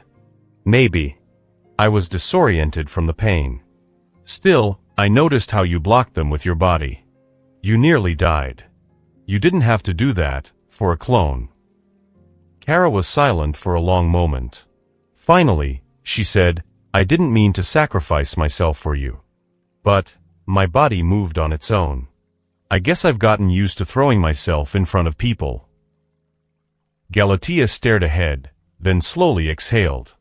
"I hated you. Since the day I opened my eyes. I always knew I was a clone, a fake. And you were the real one. I blamed you for everything about my existence. I wanted to prove I was better than you. That I existed, not just as someone's science project. Even when I said I wanted nothing to do with you, She faltered. "I still enjoyed seeing you tormented. I enjoyed your misery. Kara's lips tightened, but she didn't interrupt. Galatea lowered her head. I'm sorry. For hurting you. For lying. For making you suffer, because I was jealous. Silence again. Then Kara finally spoke, her voice soft. I hated you too. For just being there. I hated that they made you. I blamed you, because you were the only face I could see and hit. Galatea didn't respond, letting Kara continue. When I lost to you, I felt angry. At you. At myself. I felt worthless. For a moment I thought, maybe I wasn't the real one. And my hate for you grew. I started to feel jealous, too. And when Ashbourne chose you to follow him instead of me, it hurt. I told myself he was an idiot. That you tricked him. That he just couldn't see who you really were. Kara looked down, hands clenched on her knees. I thought you were a scumbag. I couldn't understand what he saw in you. Galatea didn't flinch, though the words clearly hit her. But then, when Darkseid came, Kara said, her voice quieter now, you agreed to help. You didn't need to. You and Ace could have run. Waited for Ashbourne and Nemezo to come back. But you didn't. You stayed. You fought, with everything you had. And seeing what Ashbourne was capable of all along and you two knew, your stand has more weight than any of us. Kara turned to face her. I see now. I was wrong. Galatea blinked, her expression caught somewhere between pain and relief. Then, slowly, she extended a hand. A new start. Kara looked at the hand for a moment, then smiled faintly and took it. Galatea grinned. I've wanted a little sister for a while now. Kara scoffed, I'm older than you. Galatea chuckled. I'm older physically. The two sat there, side by side, no longer enemies, no longer rivals. Just two versions of a girl who had finally found understanding in the wreckage of their pasts. And maybe, a family neither ever thought they'd have. Ashbourne sat in the silence of his rebuilt office. But he hadn't come to work, he simply wanted to be alone. War. Conflict. Power. None of it mattered to him. Not after what the system forced him to endure. After what this world's chaos had taken from him. He thought he could avoid the cycle of bloodshed, enjoy life, and even feel something close to peace. But he underestimated the madness of this world, and someone he had grown close to paid the ultimate price. A knock on the tall glass window broke the silence. Ashbourne turned slightly, his eyes landing on the figure hovering outside, Superman. He pressed a button on the desk. The window slid open. Superman stepped inside slowly, surveying the office before focusing on the seated man. Thank you, Superman said quietly. For stopping Darkseid. For saving Earth. Ashbourne didn't meet his gaze. This is my planet and home as much as it is yours. What do you really want? Superman hesitated, then asked, why did you go after Lex Luthor? What did you do to him? Ashbourne's reply came without hesitation. Do the details matter? Lex is dead. That's the end of it. Superman's jaw tightened. I just want to understand what's going on. The things you've done over the years, the words that red-haired man said, none of it makes sense. Ashbourne. What side are you on really? At that, Ashbourne slowly looked up. His eyes looked dim and exhausted.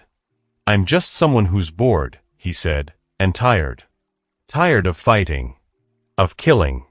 I see no purpose or joy in it. Lex Luthor wasn't just Lex anymore. Years ago, when Brainiac attacked and blasted him in that lab, he didn't just fail the killing attempt. He left a copy of himself, his code, inside Luthor. Superman's eyes narrowed slightly. By the time you reached him, Ashbourne continued, it was already too late. Brainiac could have taken full control and wiped out your little band of heroes in a heartbeat. Even if you had defeated Lex, he would have eventually joined with Gorilla Grodd and the Legion of Doom to bring back Darkseid through their own twisted means. And Earth would have been invaded, Superman said, slowly putting it together. More than invaded, Ashbourne nodded. Devastated. And in that whole sick play, both Lex and Brainiac would die. So I took the liberty of ending that possibility early. I changed the board. He let out a hollow chuckle. Funny thing is, even after all that, the world was still invaded. Another avatar of Darkseid, from another reality. Superman was quiet for a moment. Then he asked the question that had haunted him. Why did you try to kill me? Ashbourne tilted his head slightly. I didn't. I ordered Baru to bring Lex. And I told him not to kill anyone. He figured the fastest way to complete the mission and impress me was to put a hole through you while avoiding all vital organs. Superman placed a hand to his temple and sighed, deeply frustrated. Why didn't you explain that? Why not come clean and avoid all the conflict? Ashbourne finally stood, walking to the window. His gaze swept across the skyline. Because if I did, you'd grow complacent. Knowing I'm around to stop what you can't. To clean up every mess. But the threat of shadows, of something you can't fully understand, that keeps you sharp. On edge. It makes you do better. It ensures I don't have to fight personally. Superman was quiet for a long moment. Courtney reaching your home to ask Ace and Amazo to stop you, that was staged, wasn't it? Ashbourne nodded. I teleported her just close enough for my play to complete. You needed to continue believing something dangerous and unknown is lurking while staying away from me. And you did. Superman walked toward the window.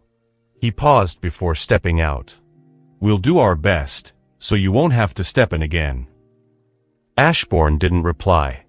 The sun hung low in the sky, casting long golden rays over the quiet park. Ace and Courtney stood beneath an old oak when Ace broke the silence. So, why the park? She asked, glancing around. It's kinda random. Courtney rubbed her arm nervously. I wanted to check on you. After everything. But visiting your house. She shook her head. Not ideal. Ace gave her a knowing smirk. You're afraid of Dad, aren't you? Courtney laughed, though there was little humor in it. She nodded. After what we saw, I'd be insane not to be. Ace looked away, sighing. He wouldn't hurt you, you know. I believe you when you say that, Courtney replied, stepping closer. But after seeing what he did, how strong he really is, what he is. I'll never forget that. You talk like he's not human. Because I'm not sure anymore, Ace, Courtney said. What we saw wasn't human. It wasn't alien either. He controlled the dead. Ace lowered herself onto a nearby bench. Sit, she said quietly. Courtney joined her. Ace stared at the ground for a long moment before speaking again. I told you before, about what happened years ago, when he saved me. I saw through his memories back then. Do you remember? Courtney nodded silently. I didn't see everything, Ace continued. But I saw enough to understand. A/N. To avoid confusion, Ace will be hiding the existence of the system from her story and she will be filling parts based on her understanding. She doesn't know Ashbourne is not from DC originally and he knew the story of DC. Also a reminder, the story of Ashbourne doesn't follow the original solo leveling 100%. This is a mix of truth and gaslighting. She looked ahead, voice steady but almost distant. When he was younger, much younger, he was taken. Dragged by some powerful being to a different world. Against his will. The creator of that world forged beings of light, godlike and absolute, called the rulers. They were meant to preserve the world. To guide it. To balance it. Ace looked over at her, her voice barely more than a whisper. Dad was the first of them, the ruler of death. Courtney sat still, listening. But the creator didn't stop there, Ace went on. It also created another side. Beings just as powerful, but full of rage, destruction, and ambition, the Monarchs. Opposite forces. Like night and day. Creation and destruction. She paused. The Creator wanted balance, not peace. As mortals rose, as the world changed, that balance had to be tested, refined. The rulers and the monarchs fought each other in an eternal war, for an eternity. But neither side ever won. That was the point. Courtney spoke at last, her voice hesitant. But how did your dad become a monarch if he was created to be a ruler? Ace closed her eyes for a moment. Because the rulers betrayed everything they stood for. They grew tired of the war, tired of their purpose. So they turned on their own creator. Killed it. Took its remaining power for themselves. Courtney gasped softly. Ace's eyes narrowed. Dad didn't approve of their actions. He tried to stop them but failed. She turned her gaze back toward the horizon, where the last bit of sun was dipping below the skyline. After the rulers stole the Creator's power, they became stronger than the monarchs. The war shifted. The balance tilted. So Dad, he turned against the rulers. Joined the monarchs and became the Shadow Monarch. He gave them a fighting chance. Courtney whispered, and that worked. Ace nodded. Yeah. Dad was the greatest fragment of brilliant light and the strongest of the rulers. With his help the monarchs started winning. They began to dominate. The scales tipped again. So he left them, too. Created a third faction, his own. He fought both sides after that. Because he had to protect the balance. That was his binding, his quest. Ace's voice was low but firm. Dad hated the war. Hated the endless fighting. After he turned against both factions, he tried something else. He preached peace. He asked them to stop. To see what they'd become. But none of them cared. Not the rulers. Not the monarchs. Each side wanted only one thing, to destroy the other. And they wouldn't stop until that happened. Courtney listened, unmoving, as Ace's gaze dropped. He kept trying anyway, Ace went on. Kept fighting only to prevent the scales from tipping too far to either side. But that only made them hate him more. Both sides. To them, he was a traitor. A problem. An obstacle standing in the way of absolute victory. She took a slow breath. As both factions lost more and more warriors. Dad's army grew. Shadows. The dead. Their power lived on through him. That only deepened their hatred. So they did the one thing no one expected. They joined hands. Monarchs and rulers. United.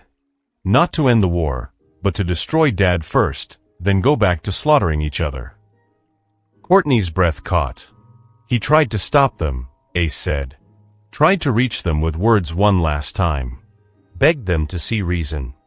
But they were blinded. Drunk on destruction. He had no choice. She looked away, voice thick with restrained emotion. He killed them. All of them. Every monarch. Every ruler. They refused to back down to the very end. Courtney whispered, then, he came back to Earth? To live here? Ace shook her head slowly. No. Not then. Right after that, another force came. The Iterum. Beings like the one who created the rulers and monarchs. Ancient, hungry, and more powerful than either side had ever faced. They wanted to devour the world that no longer had a master. She paused. Dad was the only thing left. The last force that could stand against them. So he did. Another war began, more brutal than the first. No sides this time. Just survival. Courtney opened her mouth, then closed it again, overwhelmed. Ace nodded, reading her. He needed help. Even he couldn't stand alone against them forever. So, he brought the rulers and monarchs back. Courtney's eyes widened. He couldn't turn them into shadows against their will, Ace continued. So he made a pact. In exchange for their help, he wouldn't erase them again. They'd live in his shadow for all eternity with some degree of freedom, bound to him, but not erased. They agreed. And the war, it escalated into something unimaginable.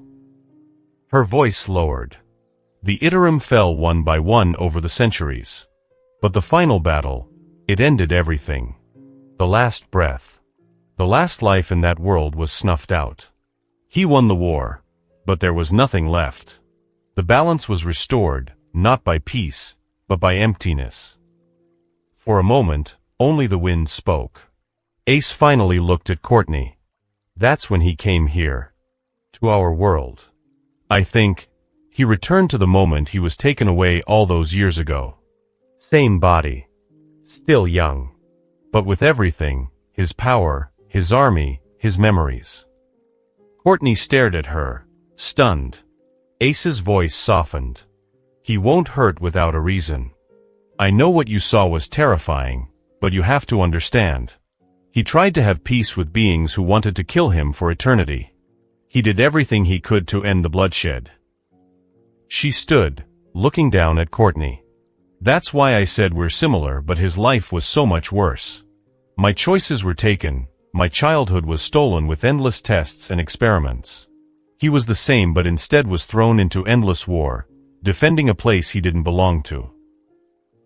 The last light of day faded, casting the park into twilight. Courtney hadn't known what to expect when she asked Ace to meet her in the park. A simple check, maybe some closure after everything they'd seen. But the story she got, the truth about Ashbourne, was far from simple. It shattered every assumption she had. The terrifying shadow that towered over the battlefield, deathless and cold, now stood in her mind as something entirely different. He had been a child once. Taken. Forced into war. Betrayed. Hated. Used. The story didn't make him any less powerful, any less frightening, but it made him human. Somehow, that made it worse. She didn't keep the story to herself. Within days, she had shared it with the other heroes. Quietly at first, only those close to her. But word spread. Soon, every member of the Justice League knew. Even those who hadn't interacted with Ashbourne in person now spoke of him, no longer with simple fear, but with conflicted awe. When Superman heard the story, he sat silently for a long time. The memory of his last conversation with Ashbourne surfaced, brief, cold, and cryptic. But now? Now it all made sense. Every word, every action, every distant look in the man's eyes. This explains everything, Clark said at last, voice low, almost reverent. Not everyone shared that sentiment. When Batman learned the full scope of what had been revealed, his reaction was colder. He didn't pity Ashbourne. He didn't feel grateful. No, Bruce Wayne only grew more frustrated. The pieces fit too well. He believed more than ever the 3 incidents with Ashbourne and Joker was Ashbourne's handiwork. But he kept it to himself. It wasn't the time. Confrontation would bring nothing. And even if it did, what could he do? Ashbourne wasn't just strong, he was beyond them all. A being who had defeated gods and monsters and stood alone when an entire universe was destroyed. So Bruce said nothing. He filed the truth away in his mind and let the world keep its peace. Far from the League's talks, within the Black Villa, Ashbourne stood before his daughter. I keep hearing about my story, he said flatly. Every time I check with my shadows, another version, another whisper. Why? Ace shrugged, because everyone's afraid of you. Ashbourne said nothing. So I figured, maybe it'd help if they knew you're not the great monster they think you are. I did omit a few details, and the ending she shrugged. You're still terrifying, and they would avoid angering you, but at least now they know who you are. A flicker of something passed through his eyes, perhaps amusement, perhaps exasperation. He shook his head and turned away. A month had passed since the invasion. The scars of Darkseid's assault still lingered across the world. People were recovering from their losses. And in a dimly lit lab in one of the research facilities owned by Shadow Corp, Gizmo hadn't moved from his workspace. Ashbourne stood at the entrance, silent.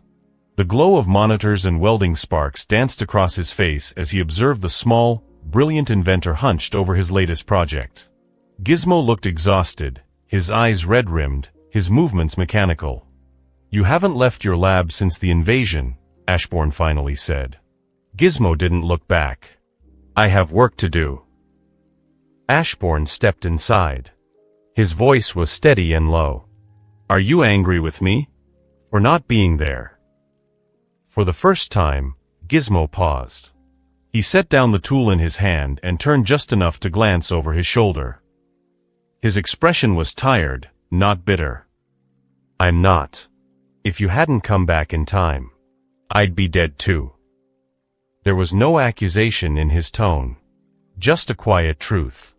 Gizmo lowered his gaze, staring at the half-assembled armor sprawled across his table. "I'm angry at myself for not being prepared enough. I watched Jinx and Kid get killed, and I couldn't do anything to help them." His voice tightened, jaw clenched. "I'm building a new variant of the arm guard. But this one, it's for the entire body. I won't watch my friends die again." Ashbourne stood silent for a moment, then nodded.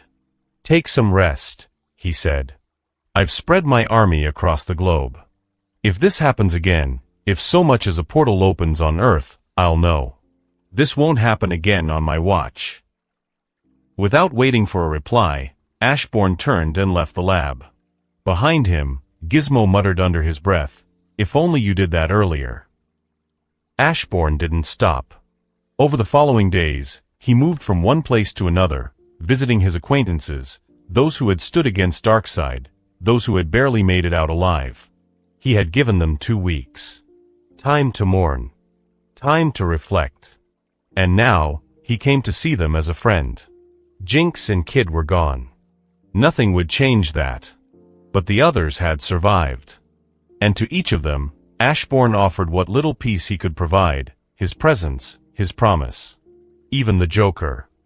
In the depths of Gotham's underworld, Ashbourne found the clown prince of crime in a derelict theater, ranting to mannequins and laughing at ghosts. The moment he saw Ashbourne, Joker's grin twisted with annoyance. "You know," Joker said, arms outstretched like an offended showman, "it's not fair. A god playing in my sandbox. That's just mean. Like a cruel joke, but no one's laughing. And worst of all." He pointed accusingly, "I know now Batman was your victim. It was not a coincidence. You played the joke. And you used me and Harley to make Batman into the punchline." Ashbourne laughed. A deep, amused rumble from someone who hadn't laughed in a long time. Then, without a word, he vanished into the shadows. Joker stared at the empty space, scowling. Rude. And somewhere, in the silence that followed, the world continued to heal. In the endless dark of the Shadow Realm, where the weight of existence trembled under the might of shadows, the White Palace stood tall. Gleaming like bone in moonlight, it defied the black sea of the Shadow Realm that surrounded too. Ashbourne stepped through the veil of shadows and entered the White Palace, his presence melting into the silence like a returning storm. Within, Antares awaited. The Monarch of Destruction reclined lazily atop a throne forged of shattered worlds, fragments of dead dimensions still echoing faintly around his seat. His appearance was regal yet unnerving, his aura a blend of destructive power and ancient wrath. Ashbourne raised a brow seeing him on the throne. A grin curled across Antares' face the moment he saw Ashbourne and stood up. "Got tired of standing and took some rest. Anyway, thanks to you," he said, voice rich with dark amusement, "I got to enjoy destroying so much." Ashbourne stepped closer, the shadows parting around his form. Darkseid. Antares' grin only widened. "I slaughtered him across every dimension," he said, his tone casual, as if recounting a mildly interesting vacation. "And when I went to the God Sphere, I found the other gods already in a panic. With the help of some beings called the Endless, they expelled him. Seems they didn't want the destruction of everything, and one of them said she is a friend of yours. Dee I believe was her name." Ashbourne nodded slowly. The outcome wasn't unexpected with the presence missing, but the speed of it, perhaps, was. Ashbourne assumed Dee had helped. She knew the consequences of a full-blown war. Antares stood, his red hair sweeping behind him like the wake of a blood tide. "It's a pity," he said with a shrug. They gave him to me so easily. But anyway. He walked forward, his crimson eyes gleaming. Remember to call me if you need to do something like that again. I'd be more than happy to help you commit genocides and bring everything to ashes. Without waiting for a reply, Antares turned and walked toward a red gate that pulsed with raw, destructive power. It opened for him like a hungry maw, and with one final smirk, he vanished into it, leaving nothing behind. Ashbourne stared at the space where the gate had closed. That was a lot faster than I expected, he muttered. Turning away from the throne and the now silent palace, Ashbourne departed the Shadow Realm once more. 2 months had passed since the war that shook the earth to its core. Though scars remained, life moved forward. People returned to their routines, living the life while holding on to the memories of the fallen. Cities erected statues, engraved names, and held silent vigils. Among the many memorials, one stood quietly but prominently before the towering Shadow Corp building, an obsidian pillar made of unknown material with a single name etched in white ivory material, Rex. Ashbourne had made sure of it. Rex's memory and sacrifice would not be forgotten. Elsewhere, the world had gotten used to some of the strange after-effects of the war. One of the most talked about was the unexpected yet very public relationship between Kara, Galatea, and Ashbourne. Rumors came and went, but the three made no attempt to hide it. They didn't need to. Kara, once focused on the heroism, was now smiling again, laughing without a cape. Superman, however, found the situation complicated. Inappropriate was one word he'd used in private. But every time he saw his cousin genuinely happy, happier than she'd been in years, his objections dissolved into silence. He could not deny it. This new relationship gave her something he hadn't seen in a long time. Joy. Still, it troubled him. In his mind, any conflict that might arise would be Ashbourne's fault. Kara was passionate, yes, but Ashbourne was a being of unfathomable power and a history that stretched across dimensions and wars. If Kara ever got hurt, who could stop him? Who could even talk sense into him? Why couldn't she have picked someone normal? Clark wondered one evening. Someone I could punch if needed. Meanwhile, Ashbourne made preparations of his own. Remnant has an unfinished quest. They had left it abruptly, before Amazo could ask Penny to officially be his girlfriend. This time, Ashbourne didn't plan to return alone. The ones accompanying him included Ace, Galatea, Kara, and Courtney, the latter eager to see a new world and determined not to let Ace travel without her. Ashbourne welcomed the company, but it raised a pressing issue: who would oversee Shadow Corp in his absence? After careful deliberation, he made a choice that would stun the world. Vandal Savage. A villain to some, a visionary to others. He had lived across ages and ruled from behind the curtains of empires. But most importantly, he was competent. When Vandal raised an eyebrow and asked, "Why me?" Ashbourne's answer was calm, but laced with meaning. "You became my friend 75,000 years in the future. And you owe me a favor, one you can't walk out on. If you refuse me or don't do a good job, I will be sad. And you don't want me to be sad." The subtle smile that followed was far more terrifying than any threat. Vandal agreed. Not out of this supposed friendship. Not even for the said favor. But because he knew, more than anyone else, that upsetting a god of death and darkness was a shortcut to an eternity of suffering. When the news broke, both the Justice League and world authorities turned a blind eye. They had a new motto now: whatever Ashbourne does, it has nothing to do with us. The sun dipped low over Beacon Academy, casting golden streaks across the stone-paved courtyard. Students were wrapping up for the day, chatting, stretching, and laughing until a sudden gust of wind blew through the yard, followed by a blinding swirl of violet light. From the heart of the courtyard, a purple gate snapped open, sending a shockwave of awe through the crowd. Heads turned, conversations stopped, and weapons instinctively inched toward hands until figures stepped out of the portal. Two of them were familiar faces, Ashbourne and Amazo, the mysterious powerhouses who had vanished without a trace. But the four women with them were strangers, and judging by their poise, definitely not ordinary travelers.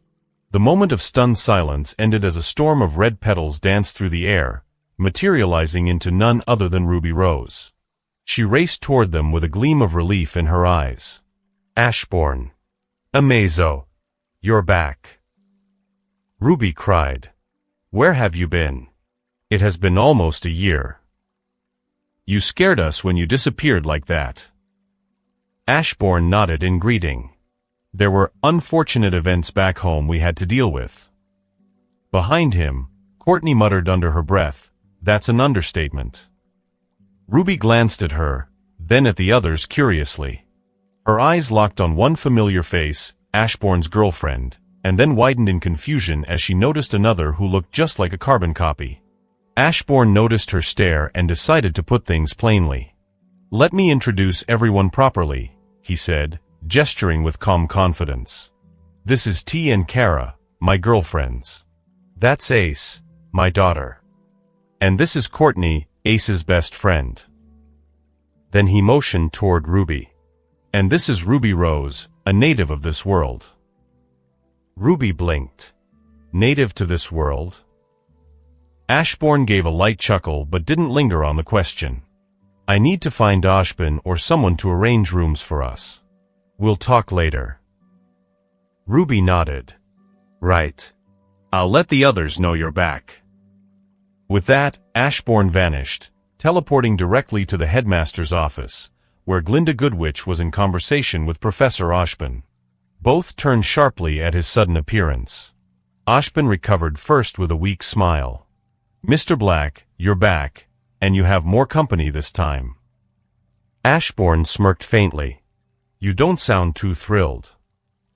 Ashbin's polite tone didn't waver. "Of course not. You are always welcome here." "Happy to hear that," Ashbourne replied. "I'll need 3 rooms prepared for my companions." Ashbin turned to Glinda. "Please, see to it." Glinda sighed. "Very well." Courtney raised an eyebrow. "They know and fear him, don't they? Why am I not surprised?"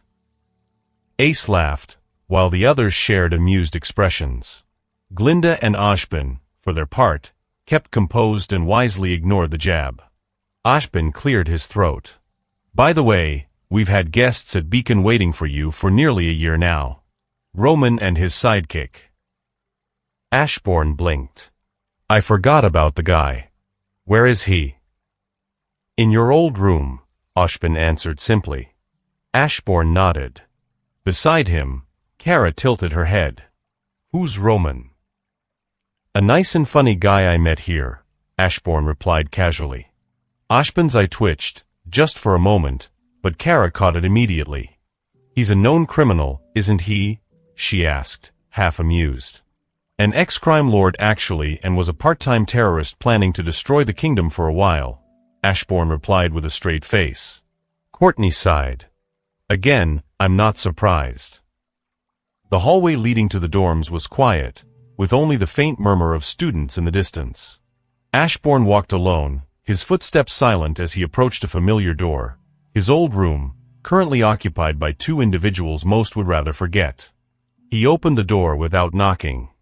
Inside, Roman Torchwick was lounging in a chair, hat tipped slightly forward, while Neo lay stretched across the bed like she owned it. The moment Roman saw him, he grinned. Well, Roman drawled, "our bossman finally decided to visit these 2 lowly criminals. I was beginning to think you forgot about us." Ashbourne tilted his head slightly.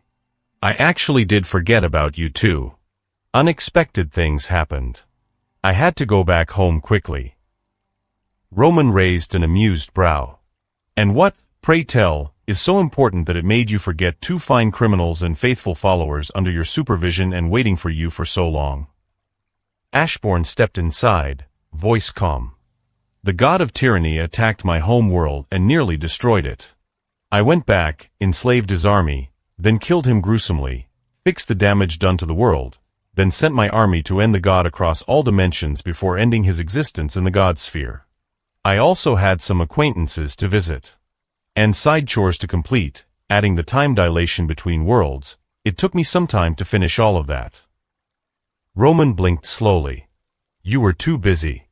Got it. Ashbourne chuckled. Now tell me, why are you two here? Roman shrugged, folding his hands behind his head. Well, you told us not to commit crimes. But we still needed food. And moving around as two very well-known criminals is kind of hard, you know? So we gambled on coming here. If the good guys here know what's good for them, they'd let us stay comfortably and feed us while waiting for you.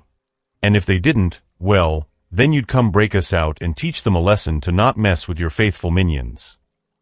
Roman grinned. Hearing what you have done on the other side, I think it's a pity they didn't try locking us up. Ashbourne let out an amused laugh. Not bad thinking.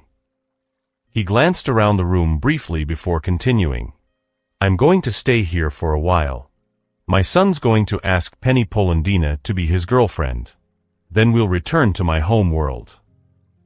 Roman gave an approving nod. Sounds good to me. On the bed, Neo remained sprawled out, silent as ever, her expression unreadable.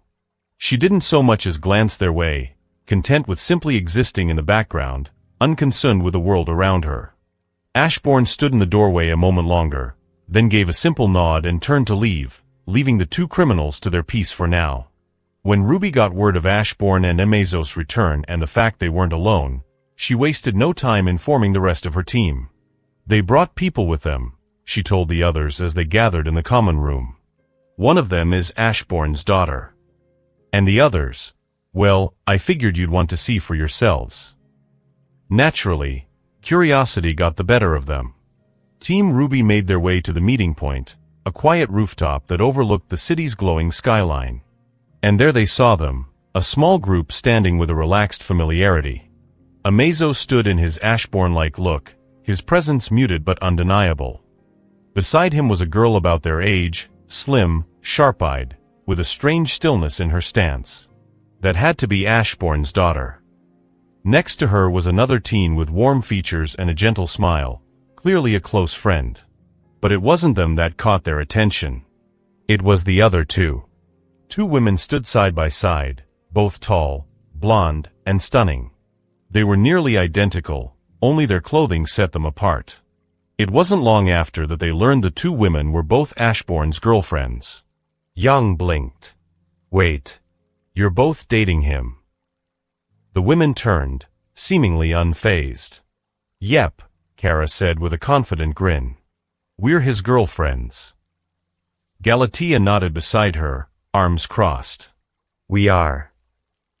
Young raised a hand in disbelief. Hold up. You two are sisters? And you're dating the same guy? And you're okay with that? Galatea cracked a slight smirk. We're not sisters.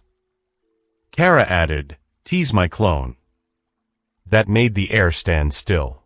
Blake tilted her head. Your clone. Yang's brow furrowed. Okay, now I'm really confused. Galatea sighed, brushing her blonde hair back. Some group of mad scientists took Kara's DNA a few years ago and made me in a lab. No consent, of course. And you wouldn't believe how expensive the whole process was. Blake narrowed her eyes. Who would even allow something like that? And who would pay for something so messed up? Kara glanced to the side. A very paranoid organization, and, well, Ashbourne helped fund the project. Weiss's eyes widened in disbelief. He paid to have his girlfriend cloned? Kara quickly shook her head. No, he didn't know I was being cloned. He thought he was funding a meta-defense project. By the time he suspected something was on, T already existed. T jumped in, voice more amused than bitter. And she wasn't his girlfriend back then. After some stuff happened and the cloning lab fell apart, I shamelessly demanded Ashbourne take responsibility for my existence, as I had nowhere else to go. She shrugged. He did. He took me in and gave me a job. Later, we got together. Kara joined the fun after that. The silence that followed was deafening. Team Ruby stood frozen in place, completely overwhelmed by everything they had just heard. Ruby was the first to speak, voice dazed. That's a lot. It sounds like a crazy soap opera. From the side, Courtney, who had been quietly observing with arms folded, finally spoke up. It's all true. As absurd as it sounds. There's nothing normal about this family. She explained. The father is a death and darkness god in all but name. The mothers are from a superpowered alien race. One is a clone. The son's a sentient god-killing android. The daughter's a metahuman with basilisk eyes and reality-warping abilities. Silence again. Team Ruby just stared, wide-eyed and speechless. They don't know we are aliens to this world, Amazo commented. No one had a single thing to say. Ashbourne watched the four huntresses with an amused gleam in his eyes. Team Ruby had gathered around him, their expressions a mixture of frustration, curiosity, and shock. You mean to tell us, Weiss started, arms crossed, that you and Amazo aren't even from this world? You're aliens. Ruby blurted out. To think you're both so powerful, Blake murmured.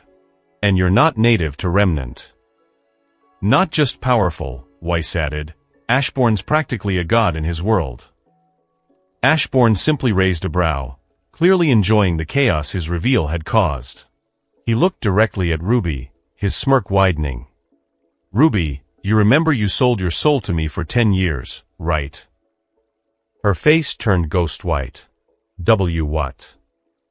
In the presence of a god, Ashbourne said, voice deliberately grave, you can't go back on your word.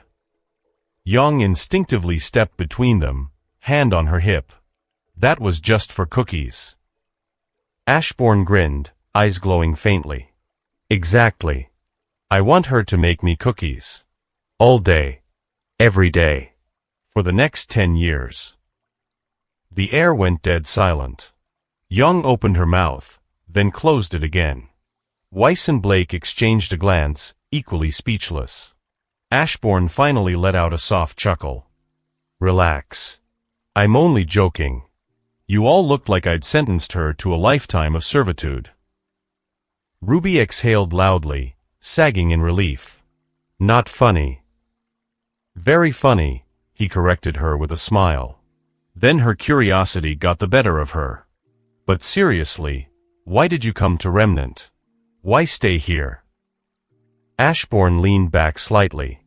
Amazo became interested in something foreign to him, love. He wanted to find a girlfriend. Naturally, we didn't want to raise a girlfriend, which was morally questionable, so we searched for one in the wild. Young blinked. You make it sound like you were on a safari.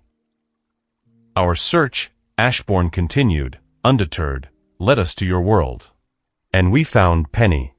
Amazo took a liking to her. I liked her too.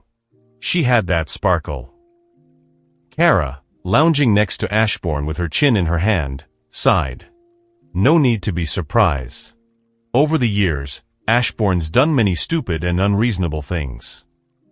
He raised a brow. I didn't. She ignored him. Adopting Amazo was one of them. The android was on a rampage at the time, flattening entire teams of heroes. Ruby blinked. Wait. Amazo was really a killer robot. Not that far, but he was not friendly, and Ashbourne didn't even fight Amazo, Kara said flatly. Just talked him into an adoption plan out of the blue. Somehow that worked. There was a pause. Then Blake looked around. Speaking of, where is Amazo? Haven't seen him in a while. He went to Atlas, Ashbourne replied casually. To ask Penny to be his girlfriend. Weiss gasped. But General Ironwood won't allow that. There's no way. Ashbourne just smiled, slow and confident. He'll allow it. He has to consider the survival of his kingdom before making that kind of decision. Weiss looked horrified. Wait, are you saying you'll destroy Atlas if he says no? Of course not. I am a civilized, good-natured citizen from a friendly neighboring world, Ashbourne said, waving it off. That's his way of thinking. He leaned forward slightly, voice low and ominously amused. Personally, I believe, where there is a slap, there is a way. That line froze the air. The girls exchanged horrified looks, collectively remembering the white fang slap incident during the Vital Festival, a moment none of them would forget. And now they imagined the same thing. General Ironwood. In public. Getting slapped. Ruby and Blake paled. Young muttered, "Poor guy." Weiss whispered, "He doesn't stand a chance." And they all collectively felt a deep, unfamiliar fear, not for themselves, but for the General of Atlas. That night, as the stars blanketed the skies of Remnant, a sleek ripple of light shimmered outside Beacon Academy. Moments later, Amazo stepped into Beacon with Penny beside him, her face beaming brighter than ever. The two walked to Amazo's group rooms, and the moment Amazo entered, she said yes, Amazo announced flatly, but there was something different in his voice, an edge of pride, maybe even excitement. Penny giggled, holding onto his arm like it was the most natural thing in the world. "I did. I said yes." Ashbourne observed it all with a faint smirk as the others congratulated Amazo. He stepped forward after everyone and placed his hand on Amazo's shoulder with a proud look. In Ashbourne's eyes, his unlikely child had grown now. Exactly as Ashbourne had expected, General Ironwood feared that refusing the match might bring Ashbourne's wrath crashing down upon Atlas, and so the general wisely kept his silence when Amazo asked Penny to be his girlfriend. Penny twirled once in place, waving to Team Ruby as they came running out. "Penny!" Ruby shouted, hugging her tight. Young grinned. "So, it's official now?" Penny nodded happily. "Yes. I have a boyfriend. And he's amazing and shiny and strong and logical and so smart. And he got me flowers when he asked me." Introductions followed soon after. Amazo, with his mechanical precision, introduced Penny to each member of their unusual group. "This is Kara, Galatea, Courtney, Ace, and you already know Father," he said. The group's reaction to Penny was unanimous, unfiltered amusement. "She's like a puppy that got turned into a person," Kara muttered, smirking. "She's adorable," Ace added with a tilt of her head. "An innocent ball of pure joy and excitement," Galatea concluded. Penny just smiled at all of them. "Thank you." Over the next few days, the group extended their stay in Remnant, choosing to explore the Four Kingdoms.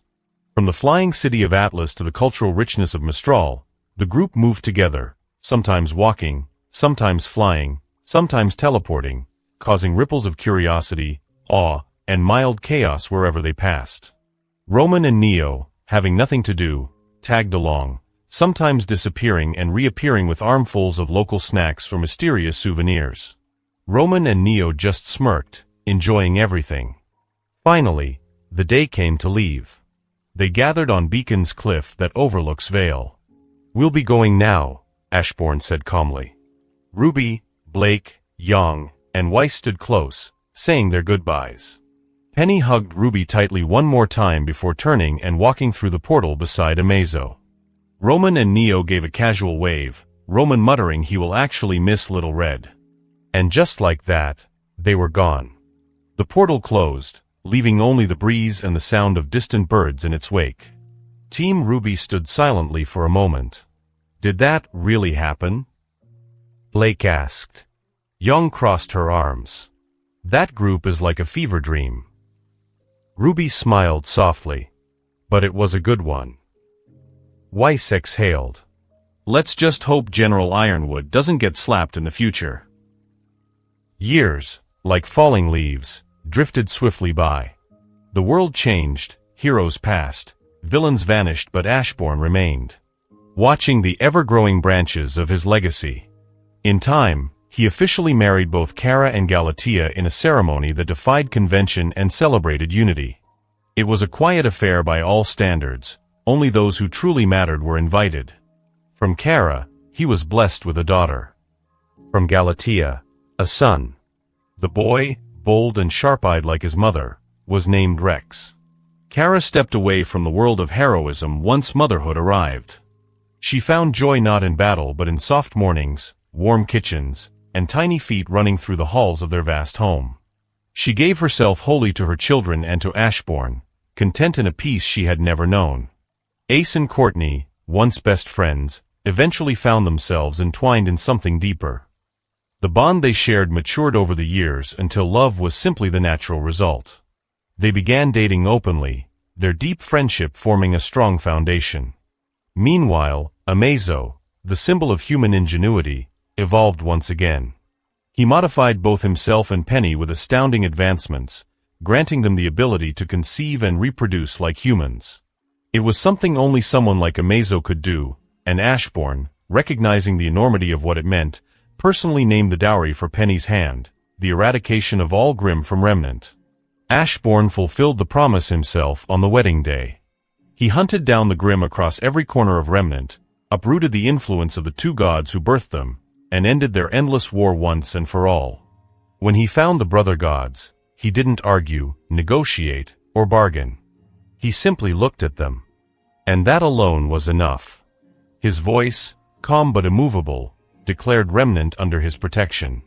The gods, who once shaped worlds with ease, trembled in his presence. They dared not return. Roman, ever the cunning survivor, found a place for himself too. With Ashbourne's approval, he was named Vice CEO of Shadow Corp, a great cooperation that expanded to other planets and even Remnant. His history as a crime lord gave him a unique skill set to manage and negotiate. Neo, fierce and faithful, officially became his wife in a ceremony witnessed by their closest companions. And with Ashbourne's blessing, her greatest wish was granted.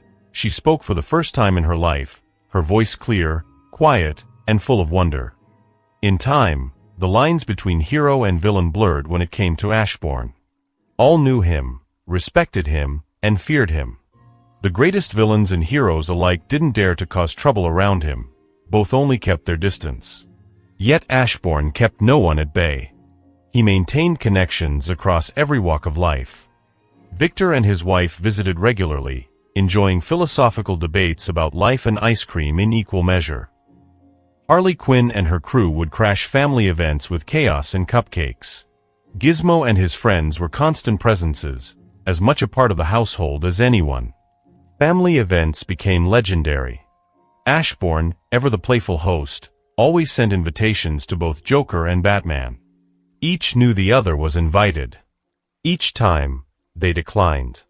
But the Joker, despite not showing up, sent gifts instead. Fine, jewel-encrusted, personalized daggers. It became a running joke in the house. Joker sent another tribute, Galatea would say, grinning. He must really not want to be visited, Ace would reply with a smirk. Still, Ashbourne never stopped, and the daggers continued to stack in a dedicated drawer labeled Joker's Offerings.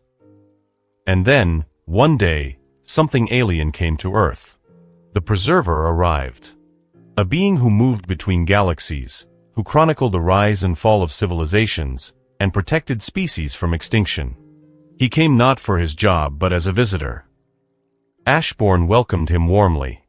"This," he said proudly, gesturing to his children, "is my legacy." The Preserver looked upon Rex and his sister, children born of divine, cloned, and Kryptonian lines, and made his eyes widen. "A new race," the Preserver whispered. "One born from convergence, love, will." He turned to Ashbourne with rare reverence. "If ever you need help protecting them, I shall bring you every technology and every shield the cosmos has to offer." Ashbourne laughed, a deep, resonant sound. "I appreciate the offer, my friend. But they will not need protection. They have me." And in that laughter echoed a truth, not of fear or war, but of peace and absolute power. Ashbourne, the ruler of death who walked among mortals, the shadow monarch who became a father, had created a home and enjoyed what life had to offer. The end. And that concludes this episode.